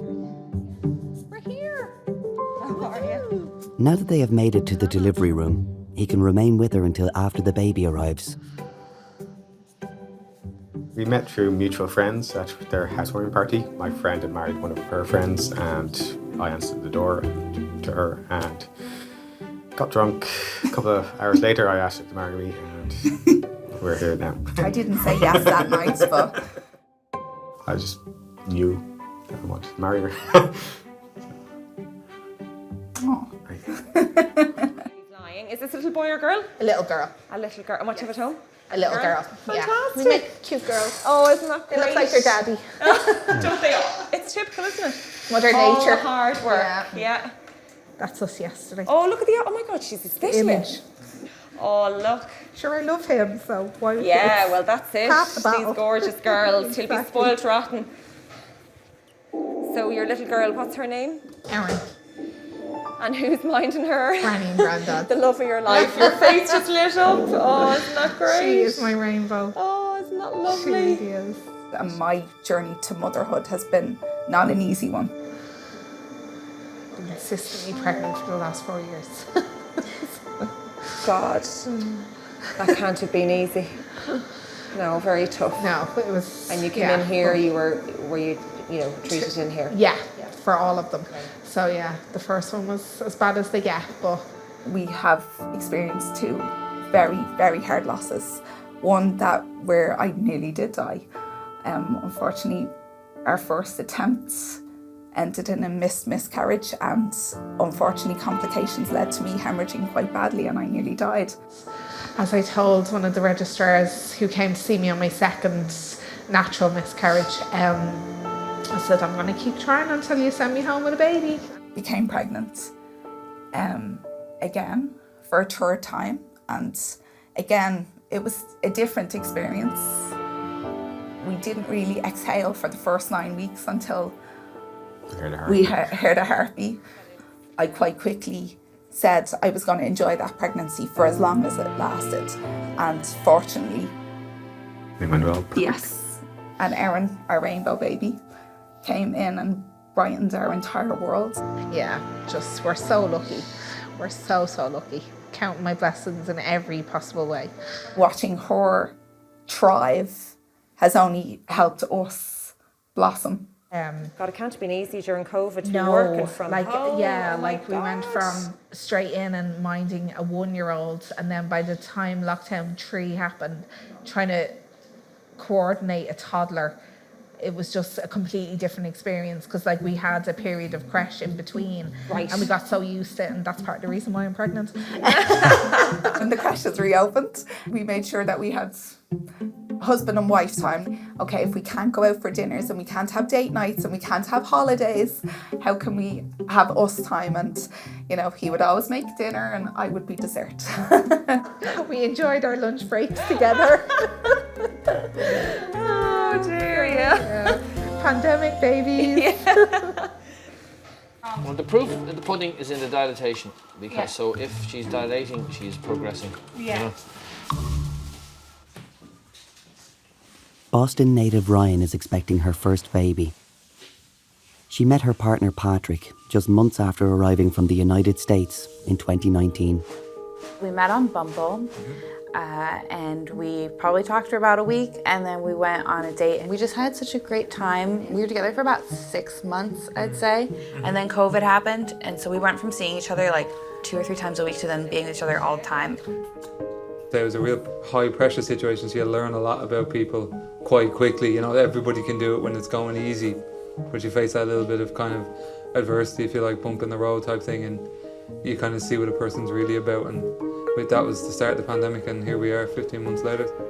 7 months after being together in a COVID cocoon, Ryan became pregnant. It was probably a few days after we found out. I had a little bit of bleeding, Yes. and I was really freaked out. And I ended up going to the early pregnancy unit in the Rotunda. And so it was my first time going to the Rotunda.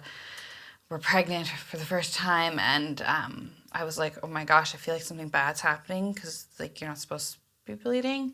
And it was really scary because I had to obviously go in without him. So he was waiting in the car, so that was not nice. Ryan has a genetic heart condition, which makes her pregnancy high risk. She is now 36 weeks pregnant and sees consultant Jen Donnelly every week.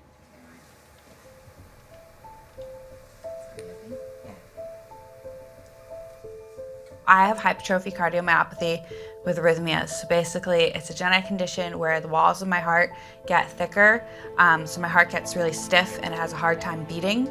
On top of it having a hard time beating, or beating erratically sometimes. So I ended up getting a pacemaker put in, or ICD put in, when I was 20, I believe, because I kept fainting. It will actually shock me in the way that you would get, you know, paddled. You see it on TV. So that happens inside my chest, which wouldn't be great for me or baby. So the spine there, so actually the spine is on this side. So it's the lips, the nose, the little fingers.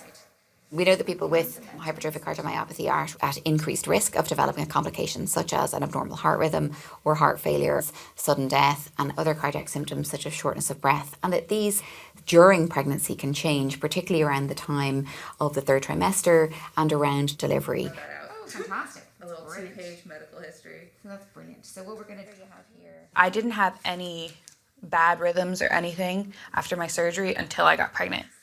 The readings where it showed that I was coming close to having like a heart attack. How have you been feeling since last week? In the last week, having a couple of palpitations that made me a little bit lightheaded, and I'm just not sure if it's because I just have extra weight on me. And how long are they lasting for? Would you say seconds? Yeah, it's definitely seconds. And how many times? Like every day? No, I've probably had it like in the last week, maybe twice. Twice, okay. So, but more frequently. That's more frequently than before, Yeah. isn't it? Yeah. Well, I think because you're seeing cardiologists again next Friday. Yes. Right? Yeah. So, I mean, I guess if it was more sustained or if it was happening every day, then come in and we can just give them a call to get them to review things. But okay. There is a scoring system that's used called the Maternal WHO Risk Assessment Scoring System, and that's a scoring system that goes from 1, which is similar risk to someone without a cardiac condition, to 4, which is someone who would be advised against pregnancy or that they would be at very high risk of complications. Going into the pregnancy, Ryan's risk would have been assessed between 2 and 3, so kind of mid-range. We try and mitigate those risks, but it's never possible to totally predict what's ahead. Well, I mean, it was always just a part of our relationship. It was something that had happened in Ryan's past, and from a day-to-day perspective, it's just taking medication. And I think, she takes it in stride. So for me to make it in any way a big deal or a barrier or anything like that would be quite selfish. So I just adopted the approach she took. Yeah. It's just part of just part of us, I guess.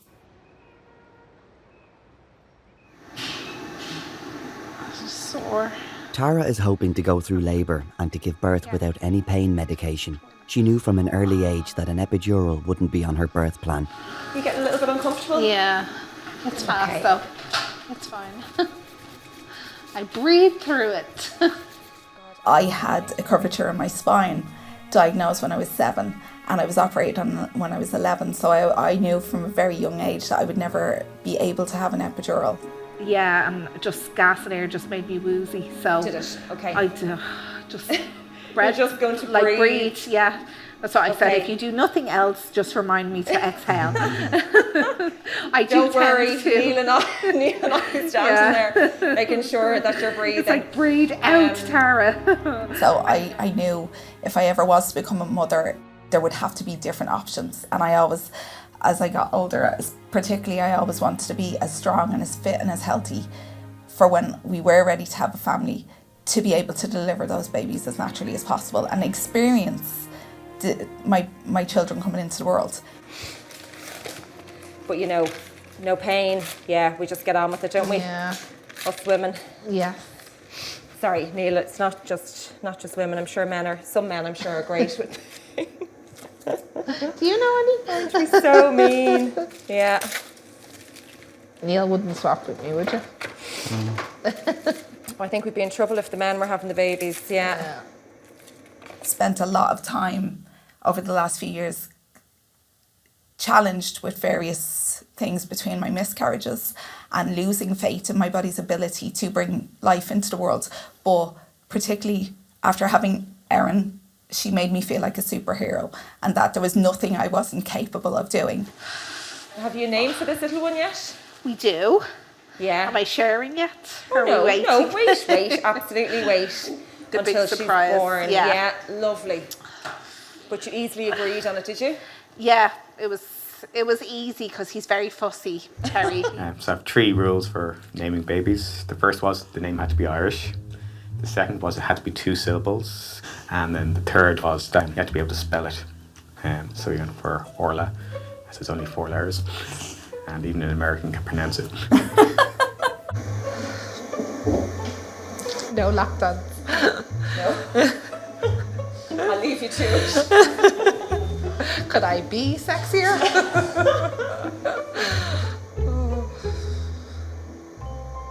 Although he's a man of very few words, when he talks, he's very, very solid and makes me stop and think. This one's gonna make us work hard, I think. And you truly, truly bring me the most happiness. Okay.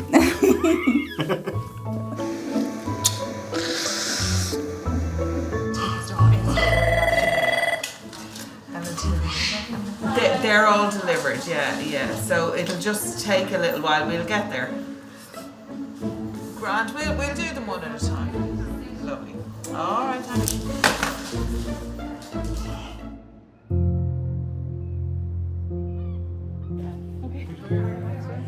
Patrick and his partner Ryan have arrived to the hospital for a scheduled C-section to deliver their baby.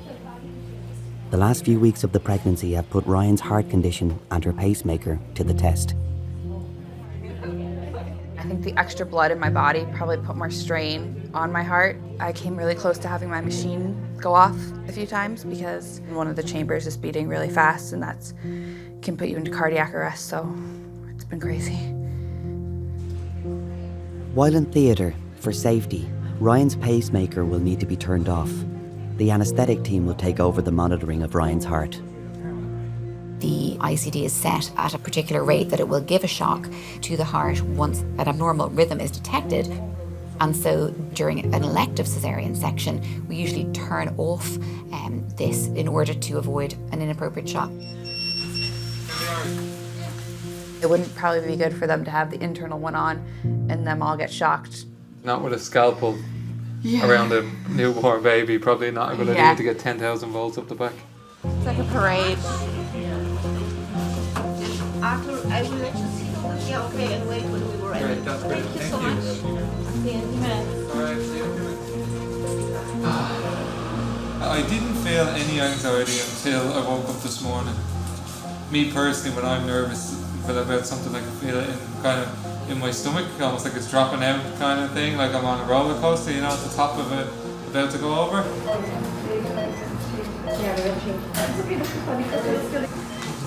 If something does happen, they told me that they do have a plan where I would go to the Maternity Hospital, and then I think baby would probably just go home with you. Probably, yeah. But hopefully nothing like that happens.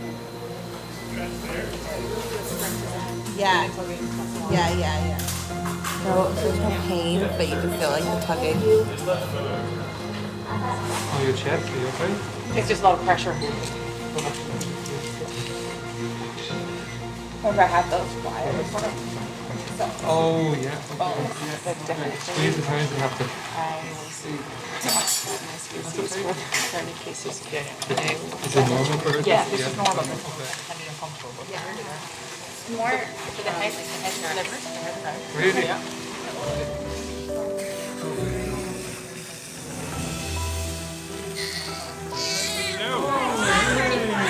Congratulations.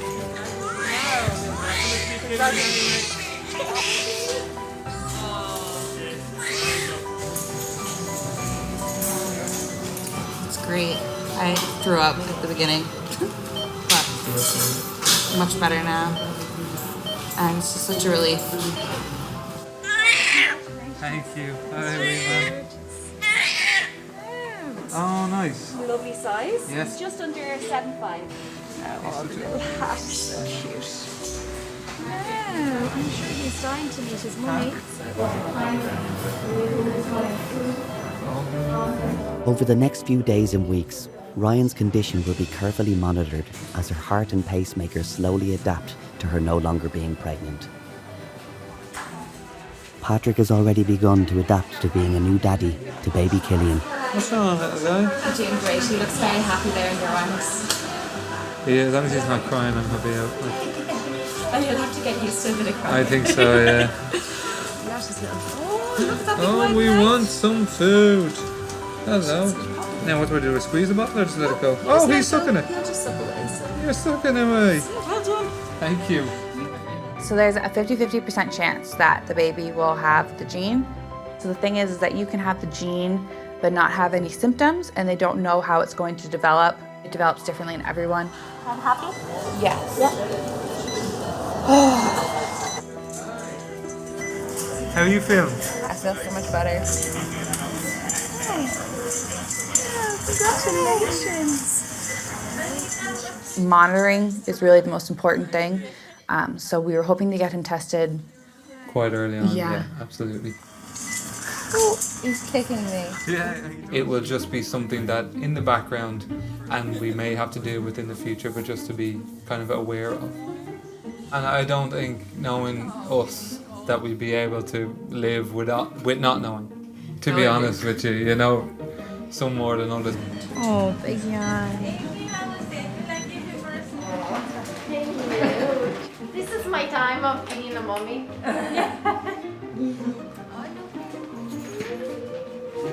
Oh, come on. Give me your okay, no, I'm taking a run.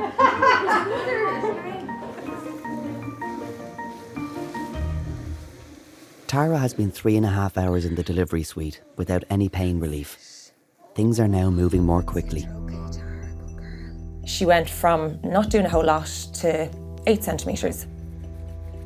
She had her first little daughter within 2 hours, and then she bled quite seriously afterwards, and she needed a blood transfusion because of the blood loss.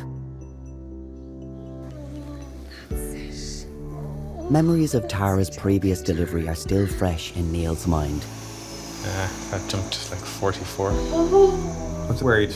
The thing that scared me the most was with Erin the first time round, she ended up having difficulty towards the end. It was kind of important to keep an eye on her heart rate because that's what I vividly remember from the first pregnancy was when her heart rate dropped, and that's when the whole team came in and started rushing around. That's just picking up mum's pulse, so don't panic. Oh, God. I really feel like I'm a push. Yeah. Where are you? Tara, I'm going to maybe just very gently examine you and see what's happening, okay? Good girl. Do you feel that pressure now again? Yeah. That's it. Lift that leg up. Put that hand behind your knee. Wonderful. Good girl, just like that. Oh, she's just sitting here. Beautiful. Well, you're 10 centimetres, Tara, so you're able to just go for it. Just a couple of really good pushes, Tara, with all that pressure, and you'll have her out. Okay. Okay. I suspected that this was a bigger baby than her first baby, and she's quite small in stature. That can just make you think, okay, is she going to be able to deliver this baby easily? Could there be a problem? You're okay. You're all right. I know that pressure is getting huge. Good girl. I work for the catering department, so dealing with the food, the best part for the patients. That's actually amazing how you see this tired face and then all of a sudden the spark in their eyes when they see us coming with the tea and toast. They're like, oh my God, I've been waiting for it. Every morning when we prepare the breakfast and we smell that tea and toast, we're like, why can we not have that? But no, you have to wait for your break. So you're going to hold on to both legs this time. Good girl, is it starting again? Yeah. Tara's baby is close to being born. However, the baby's progress through the birth canal has stalled. She was pushing for quite a while, the baby wasn't moving. And on a second time, Mum, you expect that the baby will progress a little bit quicker. She's sitting there waiting for a couple of good pushes. That's it, Tara, long, steady push now. The head was just sitting there for longer than I was happy with, and I will always call for help. Good girl. Hi. Come on in. Big push. Good girl. Go for it. A little bit of a prolonged acceleration, kind of slow advancement of the head. Good girl. Come on. That's it. Fantastic. Well done. I know that pressure is absolutely huge. Tara, what we might do is just pop you around on your back and get your legs up just to make a little bit of space, just to see if we can get the baby's head to move a little bit more. Is that okay? Yeah. Well, I just That's it. Good girl. Try and wiggle yourself into well the done. middle. You're brilliant. Now, I'm just going to pop you down there. Has it been sat there for a while, Terry? It's been actually all right, just the last kind of 2 minutes. Another big push again. Tara, chin on the chest and right down into the bottom. So, advancement of the head in the second stage. You're kind of thinking, is there maybe a problem with the shoulders? You get me there, though? Yeah, very tight. Yeah. Tara, I'm going to do a little episiotomy, just baby, but it is still, yeah, absolutely, yeah. It's not something that we routinely do. It's only if a baby is in distress. That's it, Tara. You tell us when you feel that now. Okay, the contraction. It's just that point, that millisecond of you're exhausted. Okay, is it starting? Yes. Okay, good girl. So a big push down into the bottom. It's that fight or flight moment that you really do want to give up, but you have to remember that your mind is not in control of this, your body is, and your baby is. That's it. Big push, yeah. Great. Oh, well done. Honey. Well done. Pass the head. Big push, chin on the chest. Good girl. Well done. That's it. Good girl. Oh my goodness. Oh, she's just lovely. Now we take this off. Well done. That's what we wanted to hear. Look at that. Well done. There's just such a wave of relief that washes over you, and euphoria, bliss. I was like, thank God everything went well. Welcome to the world, Miss Orla. What's her name? Orla. Lovely, gorgeous. How are you going to spell Orla? O-R-L-A. Yeah. Keep it simple. Yes. Sorry. We're all about keeping things Rule short 3. and simple. Yeah. Sorry, I forgot that. Yeah. To be able to spell it. I'm so sorry. We did it. I was very, very grateful to have my beautiful baby girl, just getting to know her and holding on to her and not having that dreaded feeling that I was going to lose another little person. Get them buttered before they go cold. You know me and my hot toast. Even through the hard times, you can survive them and you can grow from them and you can help others by sharing those losses. Talk about it and know that it's temporary. You will be okay. The sun will come up tomorrow. Toast never tastes as good. Everyone always says that. The little things are the big things. If the pandemic hasn't taught us that, nothing ever will. You holding on to that boob?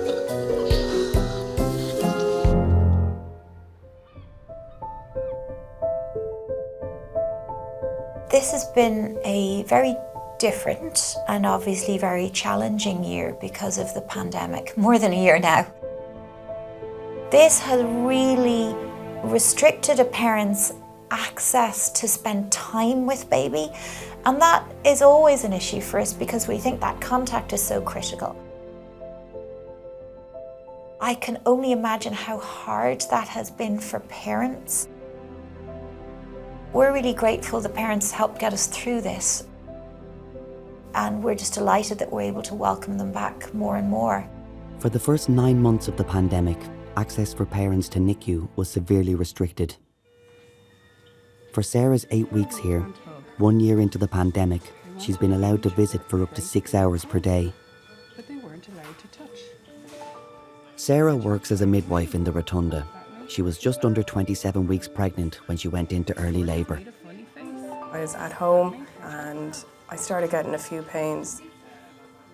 There was just something in me that was like, you have to go into the hospital. But I remember just on the way in thinking, these 26 weeks and 5 days, I've had 2 babies in ICU already, this can't be happening again. It was literally the second I hit the hospital, the pain started coming every 3 minutes and you could just see the contractions bouncing up and down. Both of Sarah's older boys were born premature. She was hoping against the odds that Aidan would reach full term. I went from 0 to 10 centimetres within about 15 minutes. When that all started to happen, Aidan's heart rate started dipping and dipping and dipping. I needed to have an emergency section straight away. Before Sarah went to theatre, she phoned her husband Cliff to come and join her in the hospital. From the time that the bleep went out to him being born was 6 minutes. My husband was able to come in and take photos of Aidan while I was asleep. When I woke up in the recovery room, it was still a very surreal experience. And then obviously Cliff had to leave straight away. My husband, he wasn't allowed to go to the ward with me afterwards, so I went up to the ward on my own. I had no baby. I had no kind of knowledge really of what was happening because I was so out of it. And then I didn't get to see Aidan for another 8 hours or so. So it was a very surreal experience to be lying in a bed with no baby, no husband. Aidan has been cared for in the neonatal intensive care unit for the past 8 weeks. Hello. Hi, Bubba. Oh, it's okay. It's okay. I was very naive going into ICU. I thought, oh, he's just going in there for prematurity. He just needs to stay in an incubator for 3 months, and that's the only problem. Whereas he had to be intubated, so he had to have a tube down his throat because his lungs were so bad. He had an issue with his heart due to prematurity. We were faced with bam, bam, bam of like, this is what's wrong, this is what's wrong. It's such an eye-opener. Well, Aidan was born at 26 weeks and 5 days. He's over 13 weeks early and has effectively missed a third of his time in mum's womb. He needed to be instantly supported with his breathing. Aidan then went on to develop much longer-term chronic lung problems. And that happens for babies like Aidan when an immature lung has to breathe for itself and when we need to help them too. But it's very much an intensive care because so many parts of the baby's body need support. I will always carry that guilt that he is here because of me. You can't help but feel my body failed him and this is my fault. Sarah has been expressing milk every day for Aidan for the past 8 weeks. Her husband Cliff can visit too, but not at the same time, and is limited to 1 hour a day. Trying to keep it together while he's in ICU, it's a very big juggling act, because the good days are amazing, that you think like there is light and we'll fully come back from this. But then there's the bad days that you're just watching your little baby in an incubator suffering, and you can't hold them and you can't touch them because they're so weak, and they're heartbreaking. Even today, Aidan's had a little setback with his breathing, and I think it's because when you have such a good run, you want to keep running towards that exit. So it can be a very frustrating and disappointing place to be. You're getting all this information constantly. They can progress or they can decline so rapidly that you're constantly getting updates and constantly being told information. And it's very hard to retain because your mind is such a muddle. Your imagination is always the worst. Can I just get your name again? Neve. Yeah, that's perfect. Okay. Yeah. Don't worry, ask me again if you need. In the delivery suite, Alini is in early labour with her first baby. Recent scans suggested that her baby was measuring quite large. Yeah. What size did they say he was going to be the last time? I think they were saying like between 3 kilos and 500 grams and 3 and 800. Yeah. I thought it was going to be like really high up. Yeah. It feels okay. Like, you know, like I can feel that his head is there, you I know. can feel that. Yeah. Are you a bit nervous? No, I'm okay at the moment. Yeah. Relaxed, yeah. Yeah. But I have the history, like the genetic, because I was born when my mom was only 8 months pregnant and I was like over 4 kilos. Oh, really? Yeah. And do you have brothers and sisters? No, I'm only child. Oh, okay. I think she So got you don't know what- traumatized. She was like, never again. Never again. Alina came to live in Ireland 6 years ago from Brazil. Just a few weeks later, she met her husband Carl. Now that she's in the delivery room, COVID visiting restrictions don't apply and he can stay with her until after the baby arrives. Hi, how are you? I'm Neve. Nice to meet you. Hi. How are you? Good. Good. You're looking great. Yeah. It was a long, drawn-out chase. Yeah. Alina was looking for English lessons on Plenty of Fish, and I was an English teacher at the time, so I thought this is my chance to shine. And it took me ages to get a first date, and I got one playing Jenga, but she didn't say a word to me. She was like flanked by 2 male Brazilian friends. I asked these 2 male friends to come with me because I didn't know what would be the outcome of that date. Really great chat. Yeah, so it actually was good because we were there like as friends, and so I think took a bit of the pressure of like first date. Where will I put And this? you can leave that over. Maybe, Carl, if you can get some baby clothes out. Baby clothes, yeah. He made me to fall in love with him, going slowly and respecting my time. So then I think after a few months that switched a little bit in my mind. They're like, oh, maybe I don't want to keep as a friend anymore. And I saw the way... Got out of the friend zone. I didn't know I was in the friend zone. It's getting real now, huh? Yeah, this is beginning of my training. That's it, yeah. You'll be a pro now in a week's time, don't worry. Well, Alini's labelled everything for me here already, so... I know. Grand. Just in case.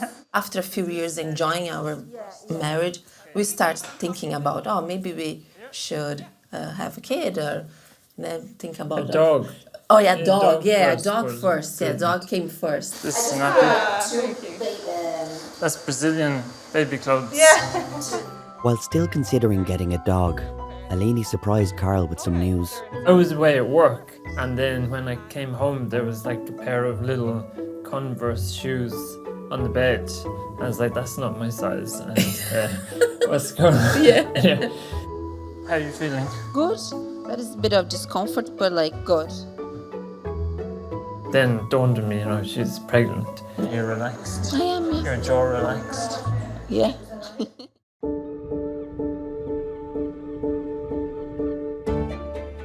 My role as a clinical informatics pharmacist would be entirely through the computers. The cyber attack completely took down our capacity.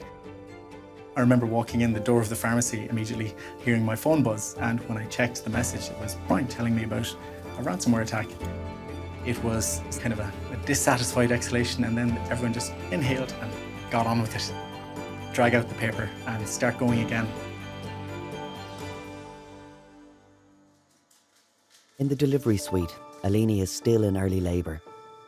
The medical team are concerned that the baby might be lying in an awkward position for delivery.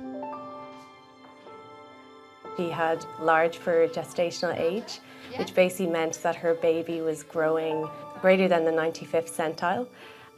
So for first-time mums, this can be a challenge. In Eleni's case, we wanted to decide, is this baby deliverable vaginally? We're going to examine you again like we did on the ward, and then we'll break the waters. We're going to use the ultrasound just to make sure there's no cord there. So the baby's head is just a tiny bit, what we call it, like bobbing away, so we don't want anything to get in between that when we break the waters. Ideally then you want the top of the baby's head coming down the birth canal. We want to see what's the presenting part. Is it a bum? Is it a head? Is it a face or an ear? The hand. Oh God. Just by the head. Sometimes the hand can come up by the head. Like he's relaxing. Yeah. He's saying, go away. We realised that the baby's head was quite high in the pelvis, which meant that if we were to break the waters on the ward, there was a risk of a cord coming down and it wouldn't be the ideal place for that to happen. So what we do in that case is what we call a controlled ARM, or a controlled artificial rupture of the membranes. Well done. Yeah. And the idea is that we put pressure on the top of the tummy and break the waters in a very controlled manner, and we put a lot of pressure down so the head comes into that space. Sorry. Doing great, Bubs. Keep calm. Doing great. Just take deep breaths here. When they tried to change his position, this was extremely painful.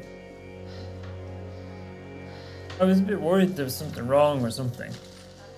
But seeing Eleni, like, I expected her to be nervous. And then I saw her and she was grand. Too many of them. And that made me more relaxed then when I saw that. Yeah. Keep breathing. Amazing. Keep breathing. Having him beside me remind me to breathe was really important, was like crucial actually. Oh my God. Oh. What a relief. Huh? That was so much pressure. Relax all your body now. Okay now.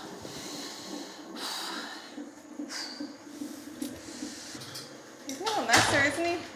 He's troublesome like his mother. Yeah, yeah. He's a messer, like. He's already disobeying his parents anyway. Yeah. Yeah. Reminds me of someone.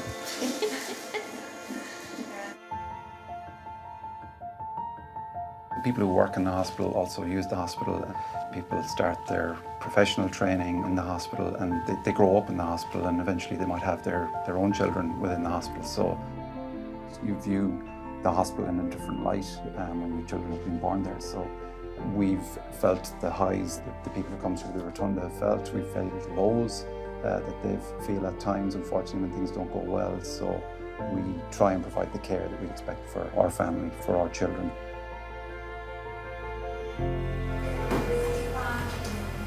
Sarah's baby Aidan was born extremely premature.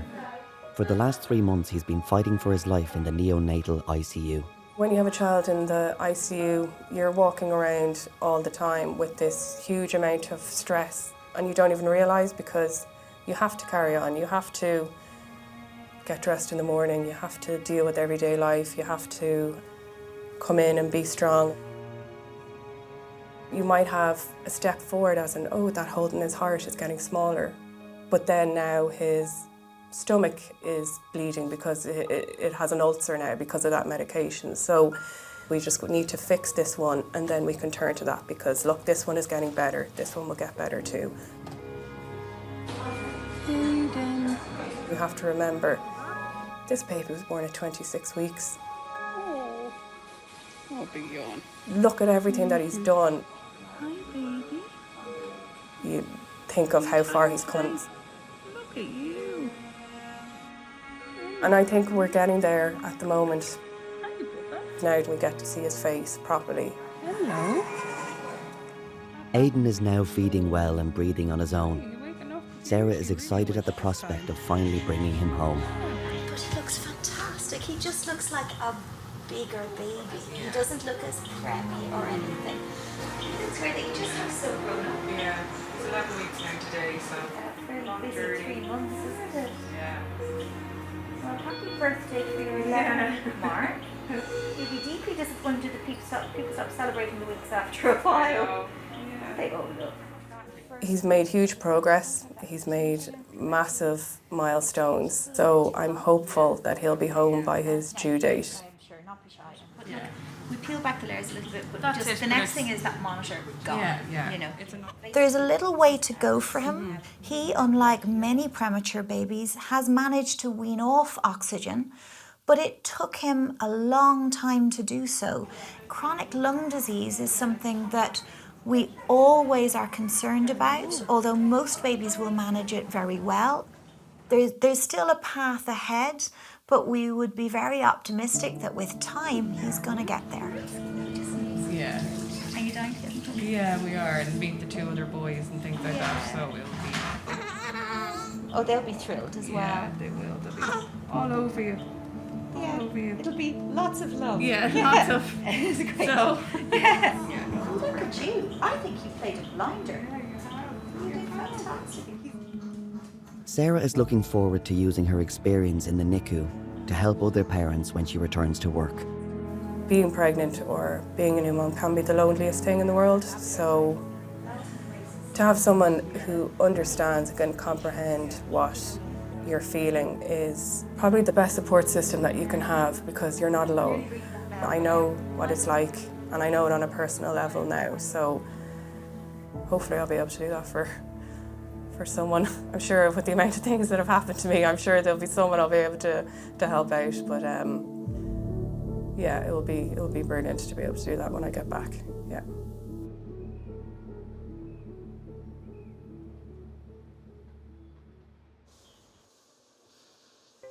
Alini and Carl's baby is lying in an awkward position, which could make it challenging for a vaginal birth. So yeah, start taking the gas, okay? So start breathing in. Keep breathing all the way through. Consultant obstetrician Nicola Marr has been called to advise on the safest way for the baby to be delivered. Unfortunately, your baby has got its head turned, okay? Yeah. Sometimes during labour, we may feel baby's hand in front of the face, or we may feel that baby's forehead or brow is the first presenting part. And when we explained to Alini that her baby was facing face first as such, she was very understanding of this, and we explained that the safest way to deliver her baby would be by caesarean section. Yeah, that's okay, yeah, no problem. When they said, oh, he's not going to change his position, let's go for a C-section, I was really happy, yeah, let's go, because he's definitely not going to change, and this has been quite painful. And I just want my baby to be delivered in a healthy way and be safe with us. It's good, isn't it? Yeah, it's good. That's the best. Sometimes they just have other plans, huh? Yeah.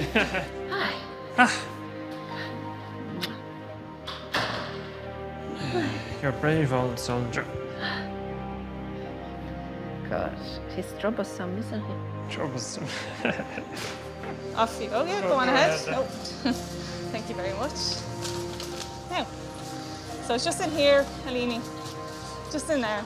Here? Yeah, I'm just in there before. All of a sudden I was on my own and just left thinking to myself that I was about to become a dad.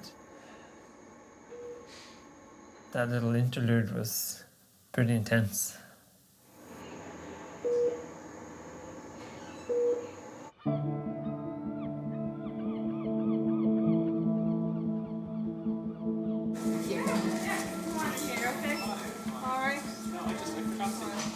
a little drape coming over you now, okay? You look great, you're glowing again. Am I? Yeah. And light for you, okay? Alright. It's 3 in the middle now, and you're good. When they brought it in for the C-section, I was pretty nervous inside. Everything's going well. Yeah, it's going very well. It's not okay still, thank you. Sure, yeah. Oh, yeah. Pressure and stretching now for a second. Yeah. I feel like pressure. Yeah. Like moving, but they're not there now.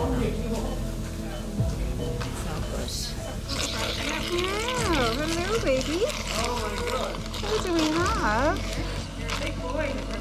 Once you have one shoulder. There you go. Yeah. Big boy.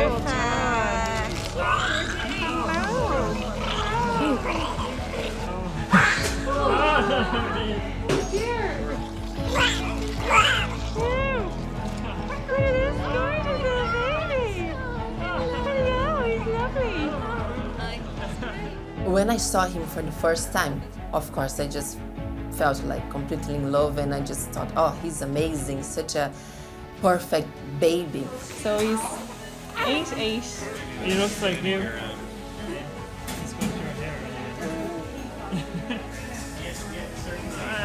Just turn him over, okay? Well done, little man.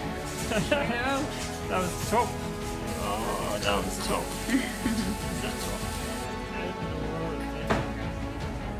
Congratulations. You did so well. Beautiful baby. Oh.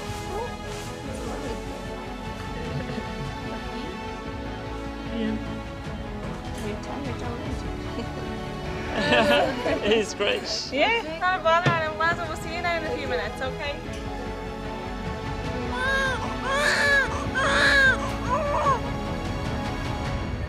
I had him there, and I felt like I was in a bubble of this intense kind of experience. Everyone else is like a regular day, and for me it's it's something I remember for the rest of my life. Finish now.